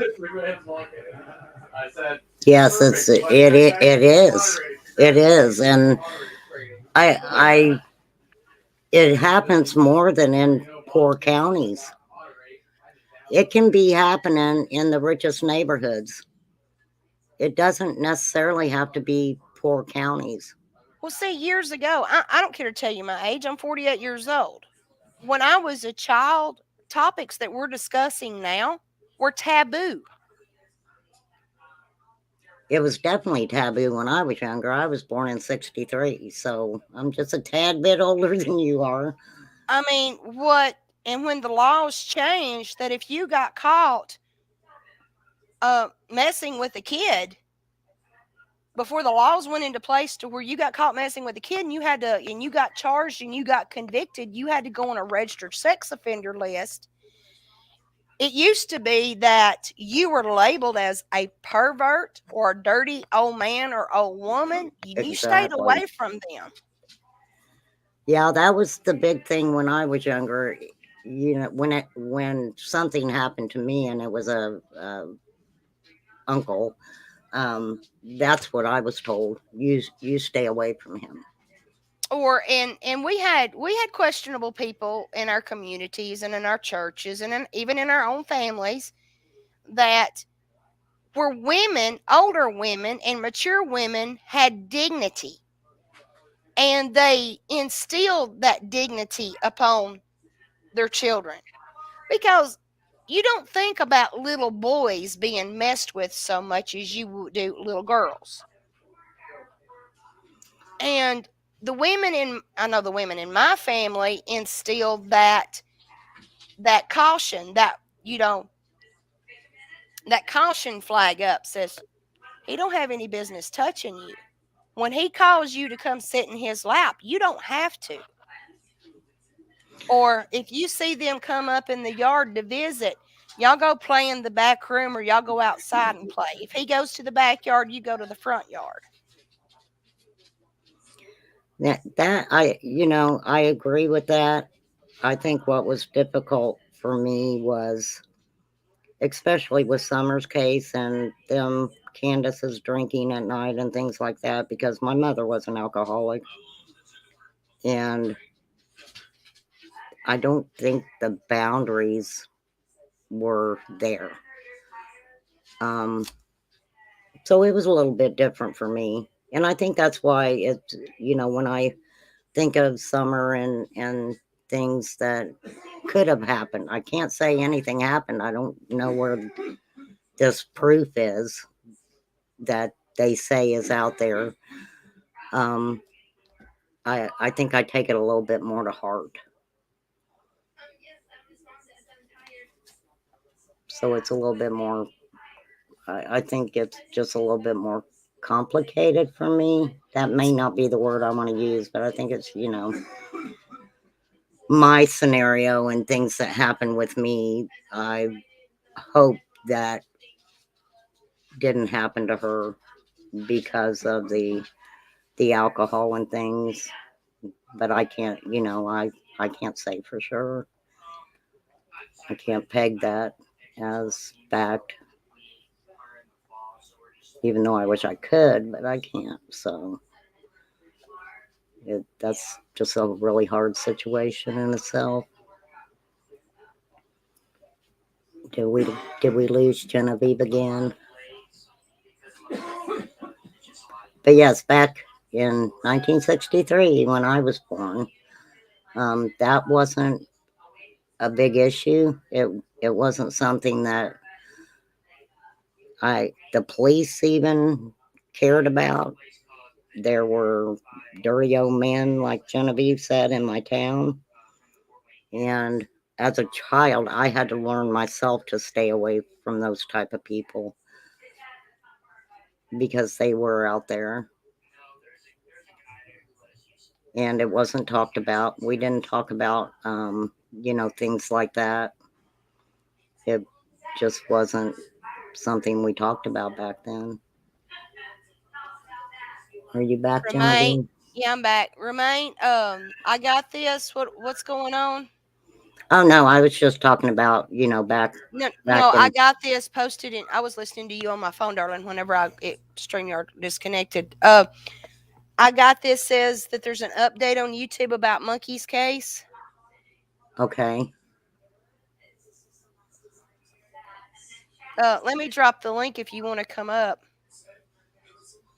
No, I'm not mad at all. No, no, no, no, no, no, no, no. I'm not mad at all. Actually, I'm concerned. What's going on with Monkey's case? Have they Well, made any headway? let them come up, Genevieve. I'll drop down. You don't have to drop. I've got plenty of room. Well, I just appreciate you letting me come up because I just got my new desktop and I wasn't really able to go. I would have to go on my phone if I went up on panel. So I was just testing. You Oh, let me you're test fine. it. I've enjoyed the conversation. I could pretty much talk all night about this. I'm just asking people that are really involved in what's going on with these missing kids cases to be cautious about how you present information and who you talk to and how you talk to people. I agree 100%. I agree 100%. I hope they come up and talk about what they know. I think she's just going to put the information in chat. She said she didn't want to talk, but I encourage her to share. I encourage anyone, I dropped the link. If you want to come up, come on. this is information that people need to be aware of. Yesterday's show, I was trying to make every attempt in the world to put information out there on what to look for, how these children are being treated, and and what we can be more involved in as a community to I mean, you don't have to be up in everybody's business to know what's going on, but when something happens, if you're aware, it can help in any kind of situation to prevent a kidnapping or prevent especially a teenager nowadays, prevent a teenager from getting involved with the quote unquote wrong crowd. Speak up, speak out, because I had rather know that I reported a concern for someone's life or general welfare and be wrong than for something to happen to that individual and authorities not know or have an idea of what the concern presented could possibly hold,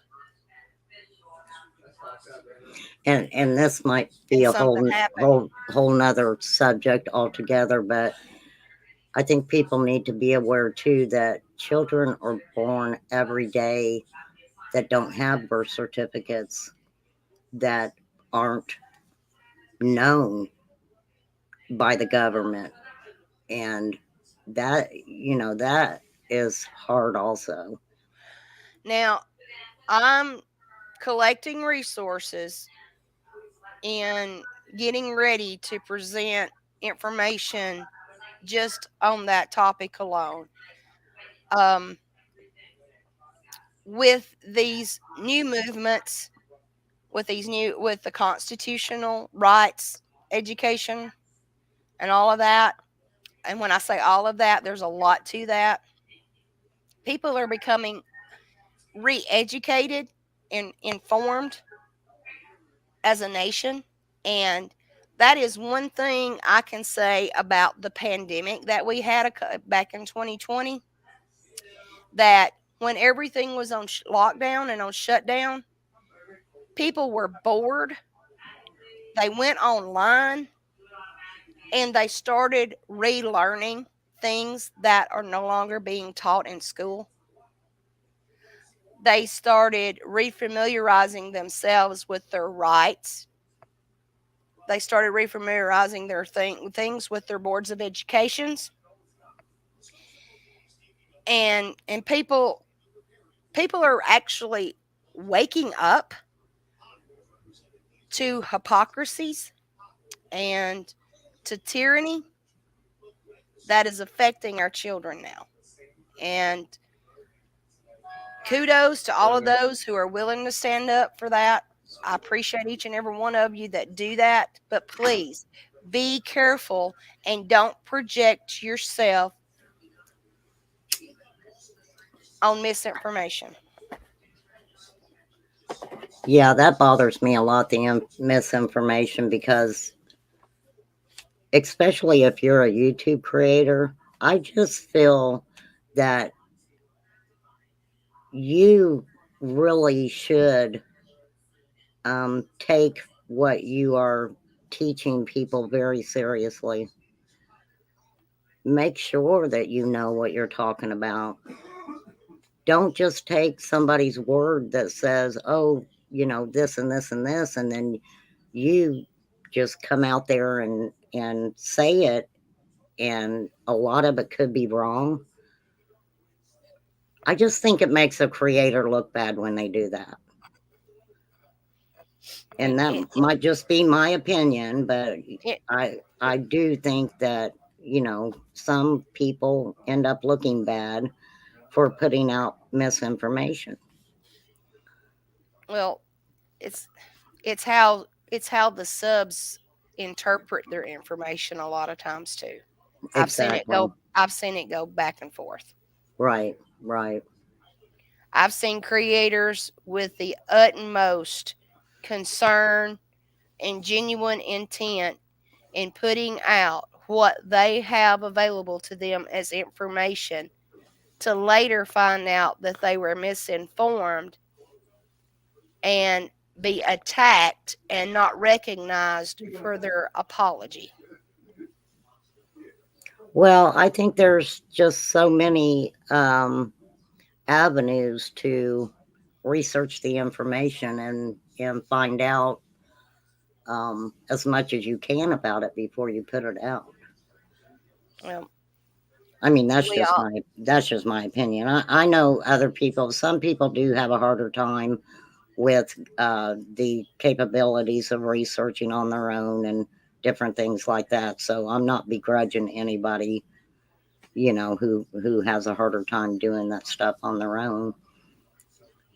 And I know okay. that that's where a lot of mods come in also because they're your mods, so they're there to help any way that they can.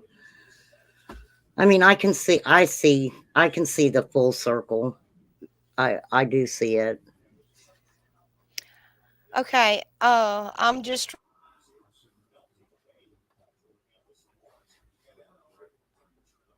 I think we lost her again.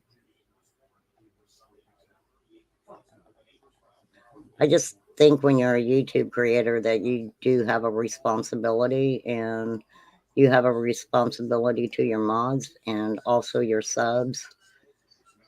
And I just think everybody can be a little bit kinder Lord.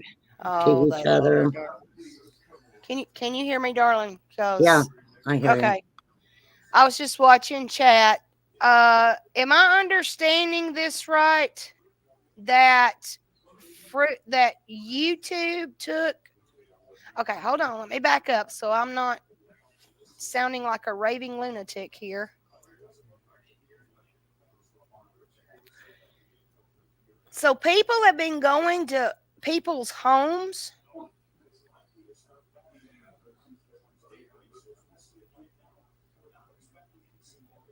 Are you talking about the monkey lawn? Uh-huh. Brandy said YouTube took our hope. I think it has to do with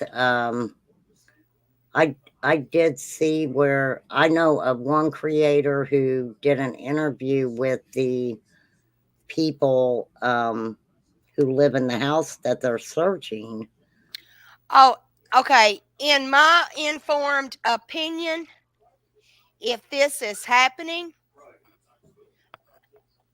you have no business contacting any neighbor, approaching anyone with the presence of authorities, and I hope Fruitland steps up to the plate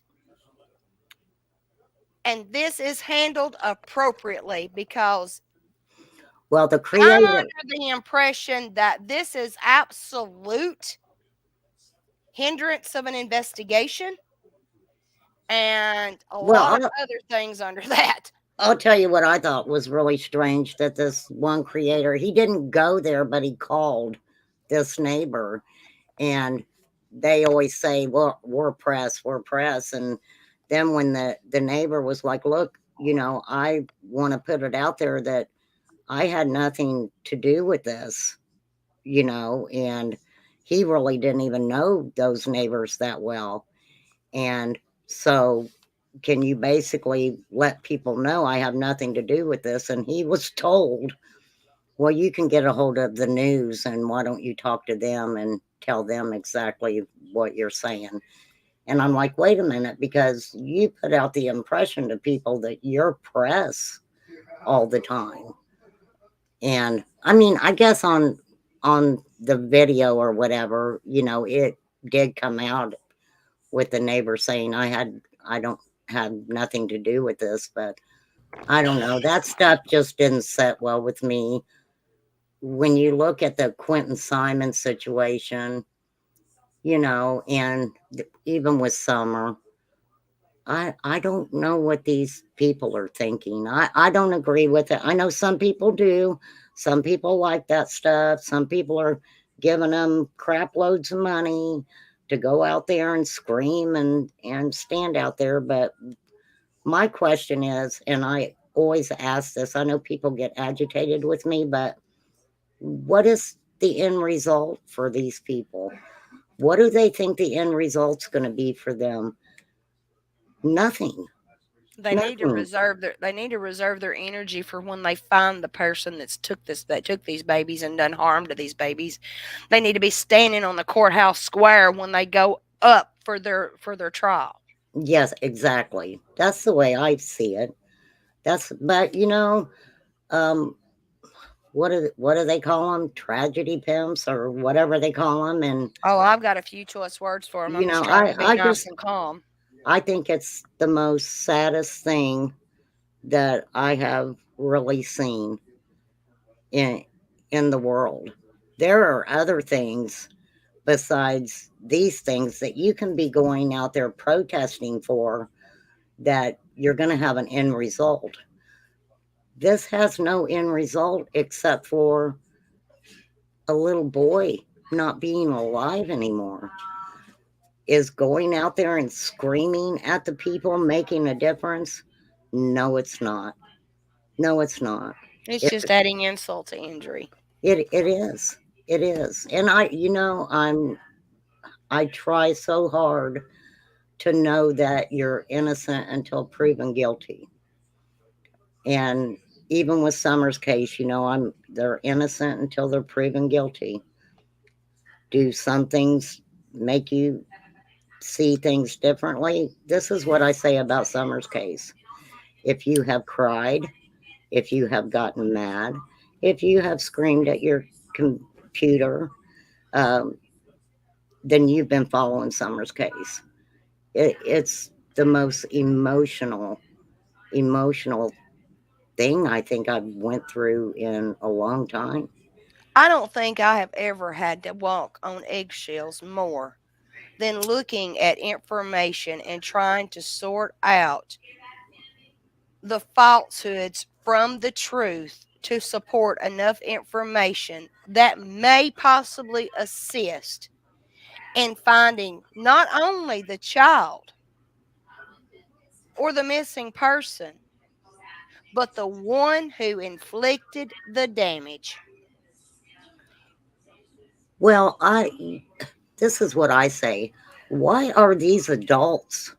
We're talking about supposedly adult people. They're lying to hide their own indiscretions, which obviously are have to be pretty bad and illegal to take precedence over a little missing girl. They're the ones hiding stuff.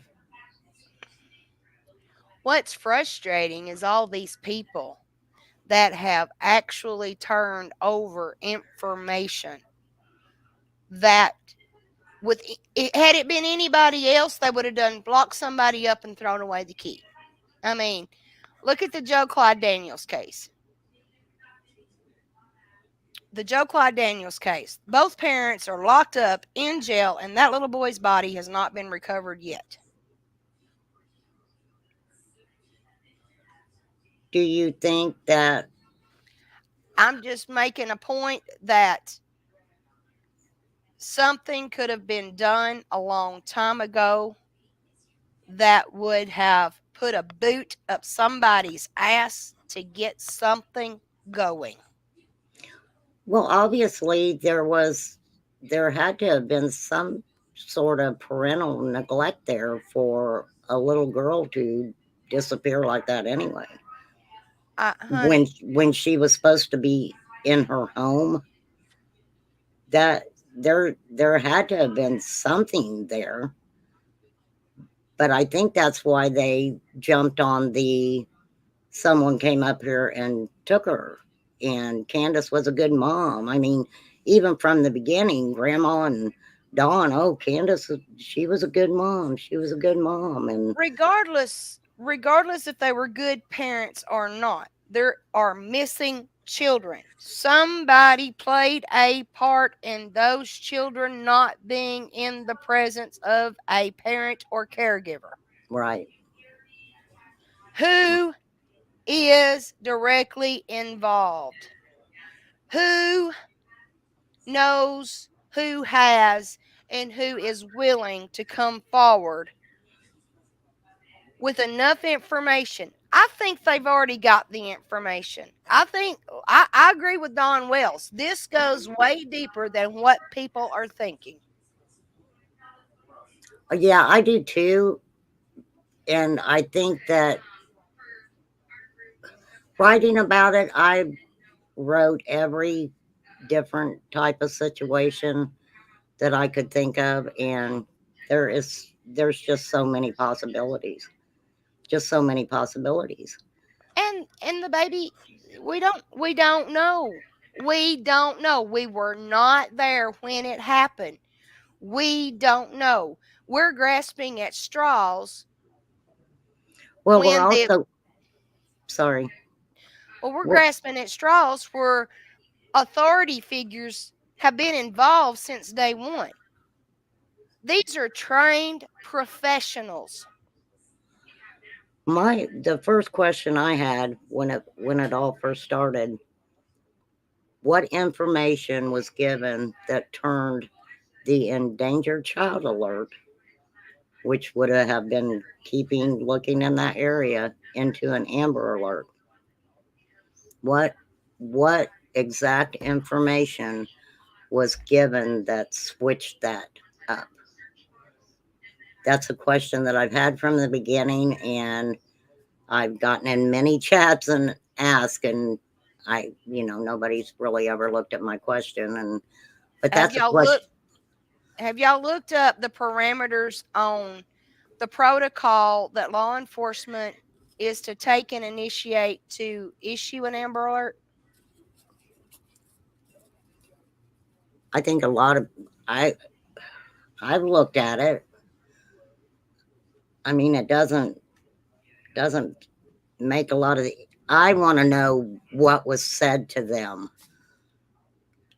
What exactly? And Leslie Earhart was asked that question, and we were not given that information out at this You're time. not We're not going to be given that information until they absolutely can pinpoint an individual or group of individuals involved to bring them up on charges to face trial. Well, I think one thing I want people to know too, sometimes it takes a few years to even for them to dot their I's and cross their T's. I know everybody wants Dawn and Candace in jail. Um, I wouldn't. I've never said they should be in jail. I there's a, have said that they needed support. They needed support for them having a member of their family displaced. They need support to understand that their previous actions and that may or may not have participated in the displacement of this child needs to be reevaluated, and people need to support them so they don't make this mistake again. I I have think, I'm sorry. I they think they definitely need to be reformed as parents, whether they stay together or not, because they have other children to provide for. exactly. And also, I think where they made their mistake was not accepting, like, how when a child goes missing, you have a victim's advocate who guides the parents and helps them with the interviews and different things like that. And they didn't accept that. Instead, they went to social media thinking that that was going to help. Did it keep Summer's name out there? Yes, I think it did. But I think their actions on social media is didn't help. It didn't help at all. Nope. Nope. And I don't know what made them think that it would. I don't know if it was the Gabby Petito case and the success that that genre of van life and things, how it helps so much in finding her, I want to say. But I just don't understand what they were thinking. I really don't. But I don't That know if was they. just that was just a young couple in a toxic relationship that resulted in the death of two young people that had outside interference involved. That that I, that that is out of my parameter on me filling my head with possibilities. Exactly. Exactly. Well, it's all just very sad. And, people need to realize too, especially in true crime drama and missing children and all of that, it is okay to turn your computer off. It's okay to not watch YouTube for a couple days. Um, I think what I find hard too is like I I I have communication with people on YouTube, of course, that they know me enough that if they didn't happen to see me pop in somewhere within a couple days, that they call me and like, what are you doing? Are you okay? And I just hope that other people have that support, that they do know somebody at least in chat or on social media that knows you enough that if you just happen to disappear. I just happened to be in a chat one time and they were like, "Where's so and so?" I hadn't seen them for a month. And I thought that's sad. That's sad. I I guess what I'm saying is don't let social media take away that personal relationship with someone. Even if it's on social media, you can still have a personal relationship with one or two people that you don't have to talk to on a daily basis, but that you get to know just enough where if they don't see you or something, that somebody says, "Oh, hey, where's Remain Calm? Somebody check on her," you know. And that's just me and my way of thinking. That's just the way I think. But I know it doesn't happen. But I just wish things like that. Oh, these I've said it in the past. When tragedy strikes families, it doesn't matter. It matters, but then it doesn't matter so much whenever you have a missing child or a missing teenager and you go above and beyond, exhausting every resource available to you for help, and you get to the point to where all you want is closure. Well, I think it was sad with DNC, I'll call them, because they made the issue more about them with the vice that it was to keep her name out there, but it became more about them. What about all the other missing children and teenagers and young adults that are missing? That's exactly what I said before too. I know that I know people love Summer, and I know that a lot of people started their channels because of Summer. Uh, but there are other children and people missing that we should take notice of. We should put it out there that these people are missing, these children are missing, and what Remain calm. I've got parents right now that have lost their children to foster care and have open and active cases still doing everything they're court ordered to do, but there's no child. what do you mean there's no child? Oh, the child is missing. The child is missing. That's I find it strange that a lot of these missing children too, like you said, have open CPS cases and the child is missing. I've got one, two, three, four, five, six, seven. I've got 7 posters of missing children on a cork board on my office door right now that 6 of them are missing out of foster care. That I finally, after weeks and months, an Amber Alert was listed and they were placed on the missing persons list. Why aren't they getting why aren't they getting what they need? Why aren't they being put out there like they need? Because of a website called a National Center for Missing and Exploited Children. I don't think you want me to get in talking about that. I've got some not so wonderful feelings about that. Oh, I won't get into my opinion on that. Do I think that they help? I mean, I'm not going to say they don't help, but I don't know. Hey, girl.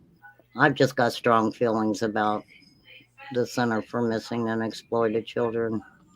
I've got one young man on my board right now that is from my county. I have one on my board right now from Collegedale, which is in East Tennessee, and it's southeast Tennessee, right at the Georgia county line. I have one missing from 2 counties north of me. Well, 1 county north of me. I have one missing here. And then I have another young girl that is missing from East Tennessee near the Georgia line. I have another young man that is missing from the Georgia Southeast Tennessee line. And then I have another young girl that I think has been recently found, but I haven't updated her poster yet. I have Summer's Amber Alert and missing flyer on my wall. And then I have 2 of FBI's most wanted fugitives in relation to child trafficking, and 1 as a person of interest related to child trafficking. I think what people need to know too about child trafficking, it's not just men doing it, it's also women. Women are the key players in child trafficking. Yeah, because a lot of them, a lot of women are used to, I don't want to say take care of the children. I don't think they're taken care of, but they're in charge of keeping the children together. Well, you got to understand the dynamics of trafficking. Now, trafficking is an umbrella term. I've said time and time again, you've got drugs, children, humans, and sex trafficking. It all falls under the same umbrella. They all go hand in hand. You've got grown people being recruited in various levels of quick money making scams, whether it results in monetary gain, drug sales, sex trafficking, employment labor, because I can tell you exactly how that works. Then you've got people facilitating the recruitment, transportation needs, transfer needs, harboring and lodging, and then you've got actions of kidnapping.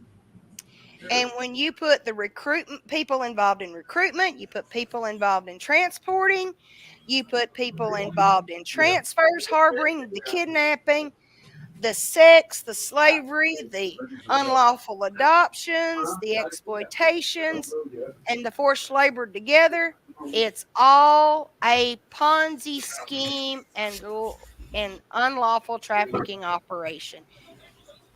Yeah, because I don't even think a lot of people understand that some women have babies for that. Some women have babies for it. I have a woman right now. I'm going to respect her privacy. That came to me a little over 2 years ago with a CPS matter. And as we developed our relationship and communications, and me trying to help her organize her information, She revealed to me that she had been lured out as a teenager who was already a single mother to an individual clear across the United States. And that individual, the reason she left him, and this is graphic, so I'm going to have to be careful. She caught the father of her newborn child masturbating with the child laying on his body.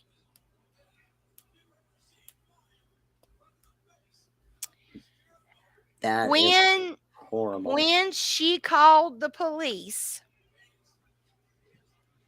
he was forced to leave. While he was being forced to leave, he tried to run over her son. He was charged with minor crimes, not related to the newborn child. Genevieve, I gotta go. There's Oh. an emergency.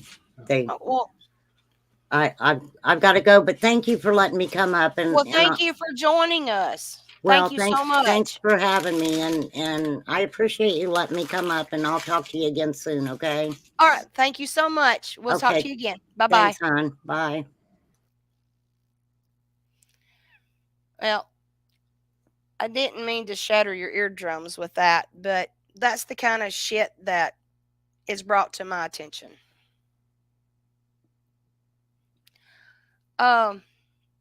So what's Oh yeah, you're talking about the new search organizations that are popping up that are bogus. They have no credentials. None. None.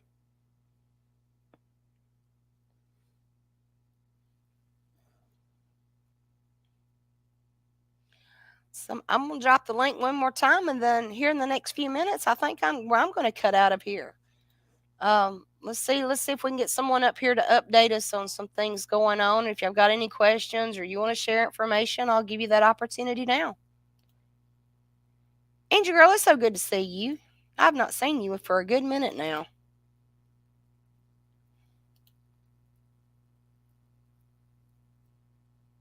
Woo!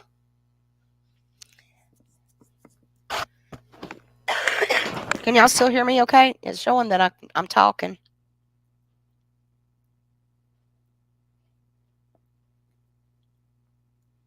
Yeah, it's all pyramid schemes. It's the whole foundation of all this mess. That's why it's so hard to track everyone involved.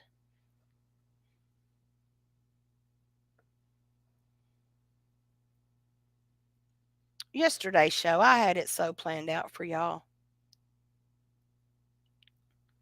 This stuff is going on right under our noses, and we have just become so desensitized that we don't even know what to recognize.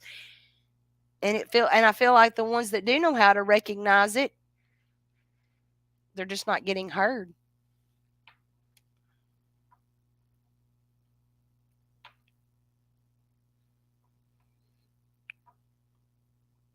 Uh-oh. I hope all's good. Oh, there's a lot of information coming out. A lot. And I got a message. Let me check my message real quick because it seemed pretty important.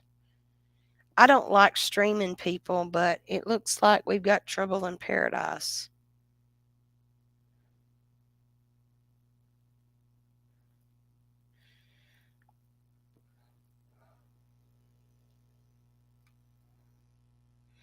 You like my singing? Oh my goodness.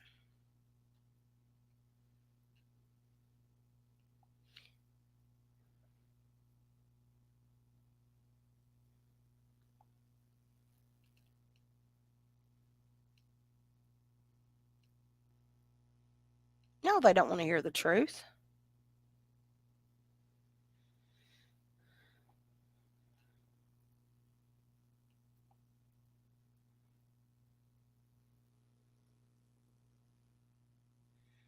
Well, I'm glad I'm being informative to people. It's just frustrating that sometimes my streams get interrupted, and then sometimes I have people coming in being just absolutely rude and rude to others.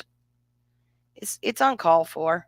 My channel's not for that. I mean, we're going to talk about things and we're going to talk about certain people as things happen, but I don't stand for some of the stuff that some of the other people do. Well, but like I said, now I've had my fun bashing a few. I've had my fun bashing a few, but if I'd been doing the same thing, I wouldn't have expected anything less of y'all to be doing it to me. But there's just no reason for it. There's no reason for it anymore. I think we've collected enough information on certain individuals that, for the moment, I'm content with what I've discovered.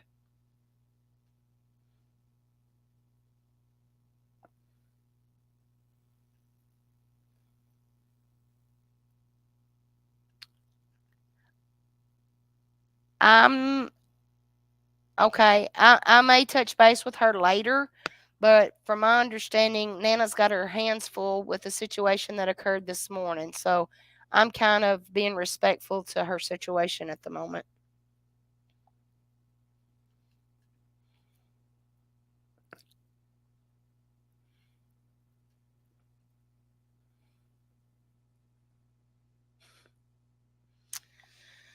Well, since I got this, if y'all want to hear me caterwaul, I'll do some little old ditty and close out. I was gonna do Fair and Tender Ladies, but I haven't done that one in a long time. I'm gonna have to practice that one a little bit.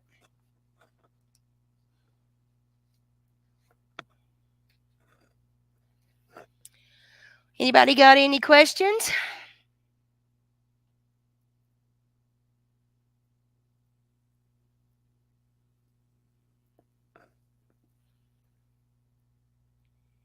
Petey, do you have anything you want to add? Flies, anyone? Now's your time.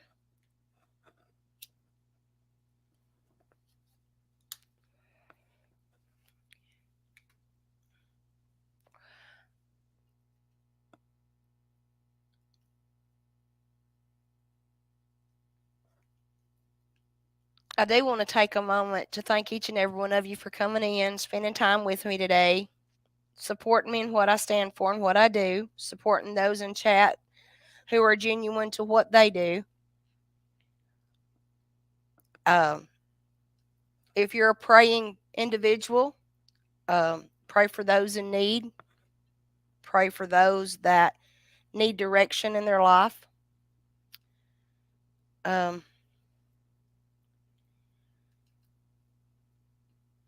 Pray for those that are overwhelmed.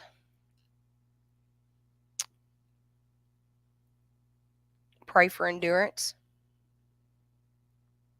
perseverance, and always be thankful for what you have.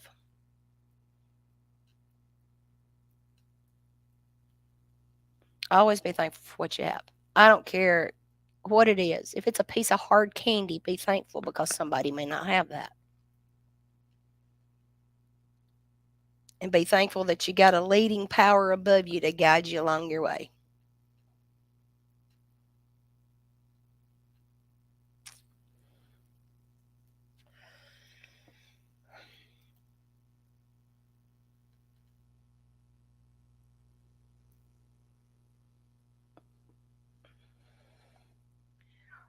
Well, I'm trying to find something I can sing for you. I like having fun trying. It's just all in having fun.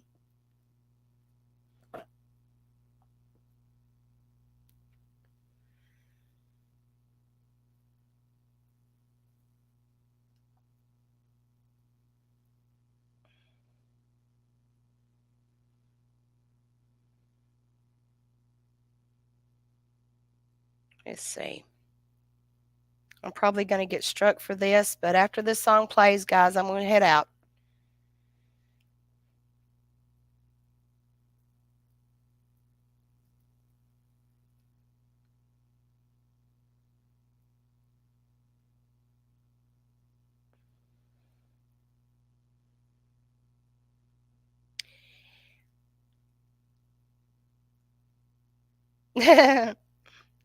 Okay, I'm going to go out with a gospel song.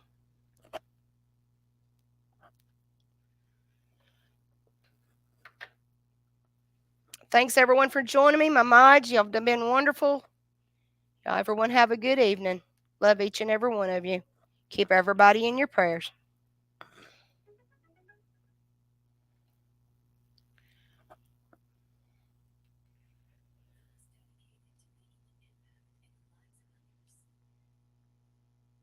Help me, Lord, to live each day as I go along the way by the truth that Is recorded in your word.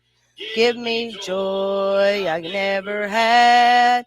Lift me up when I am sad. Help me, Lord, this I pray. Help me, Lord. When this world is pressing me, help me, Lord, thy face to see. Help me stay my mind on thee and on thy word. I will trust your Lord each thee. Give me strolls for victory. Help me, Lord, this I pray. Help me, Lord. Life down here is hard to bear, and there's trouble everywhere. Any pleasures of this world I can't afford. Keep me free from every sin. Let my peace abide within. Help me, Lord, this I pray. Help me, Lord. I am traveling day by day to the home far away, where my loved ones wait one accord. As I go, and let me see, ever make thy praises ring. Help me, Lord, this I pray. Help me, Lord. When this world is pressing me, help me, Lord, thy face to see. Help me stay my mind on thee and on thy word. I will trust you, Lord, in thee. Give me souls for victory. Help me, Lord, this I pray. Help me, Lord.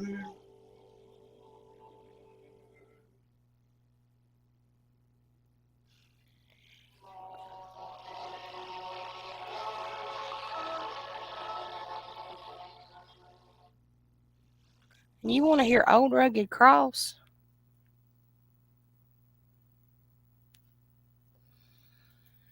Well, since you twisted my arm.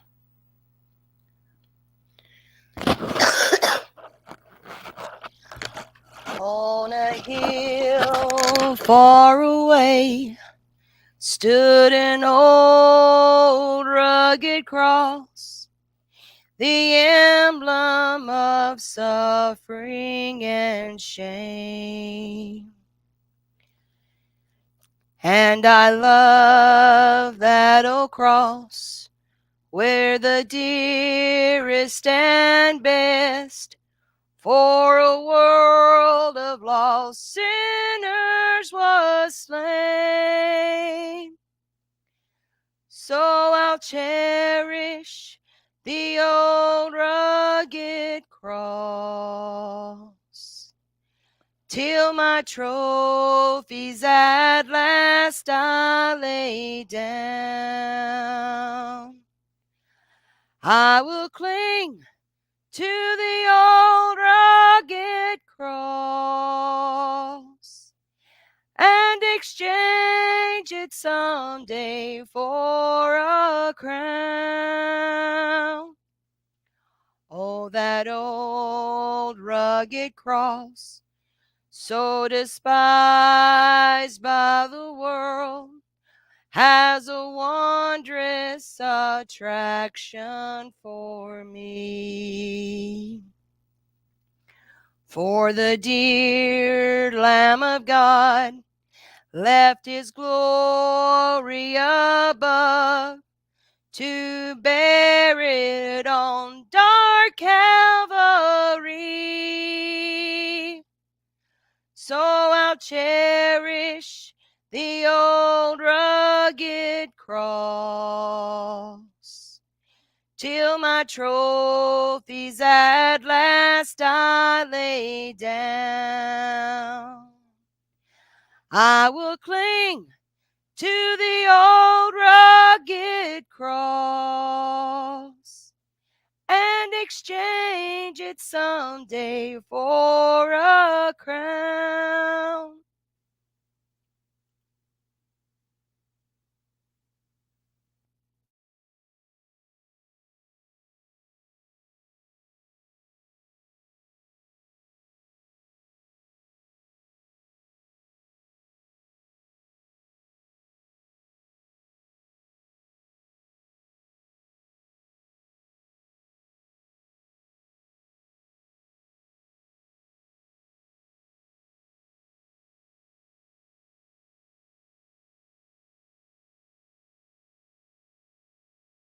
You're welcome.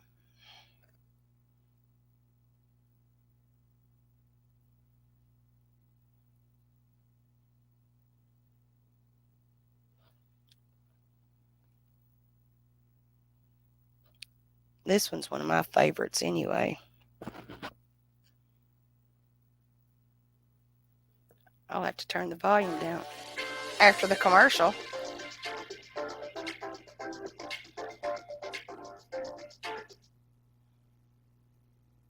All right, after this, then we're gone.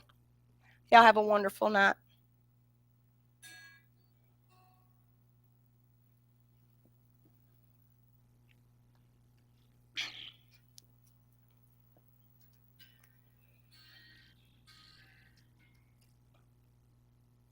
Don't let me cross over God's mercy line. Don't let your spirit speak the last time I've prayed and you've conquered the storms in my mind. Don't let me cross over God's mercy line.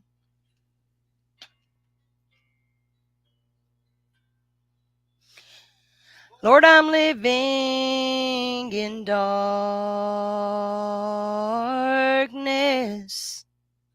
and I'm walking in shame. I've tried to repent, but I can't seem to change. Old Satan is using my body and my mind. Don't let me cross over God's mercy line.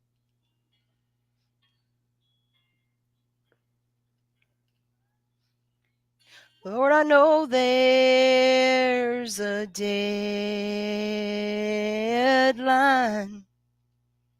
that I'll have to face. I know that I'm bringing my Lord, to disgrace. But if I could just break through these shackles of sin, I promise to never serve Satan again.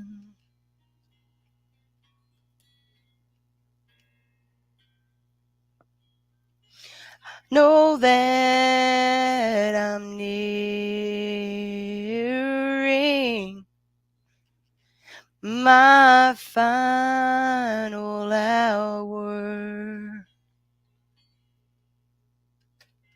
I feel the presence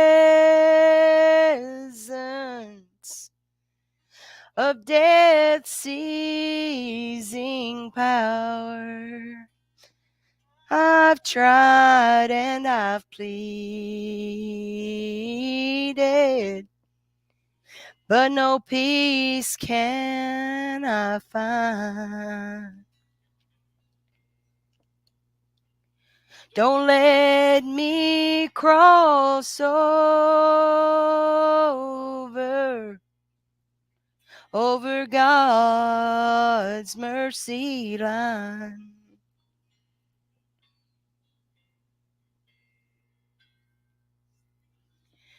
Don't let me cross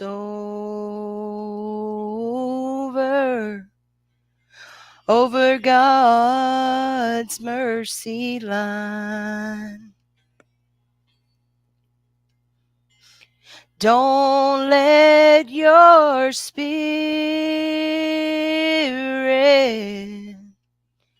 speak the last time. Prayed and you've conquered these storms in my mind. Don't let me cross over God's mercy line.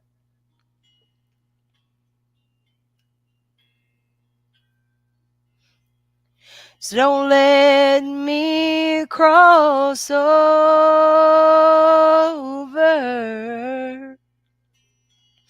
God's mercy line.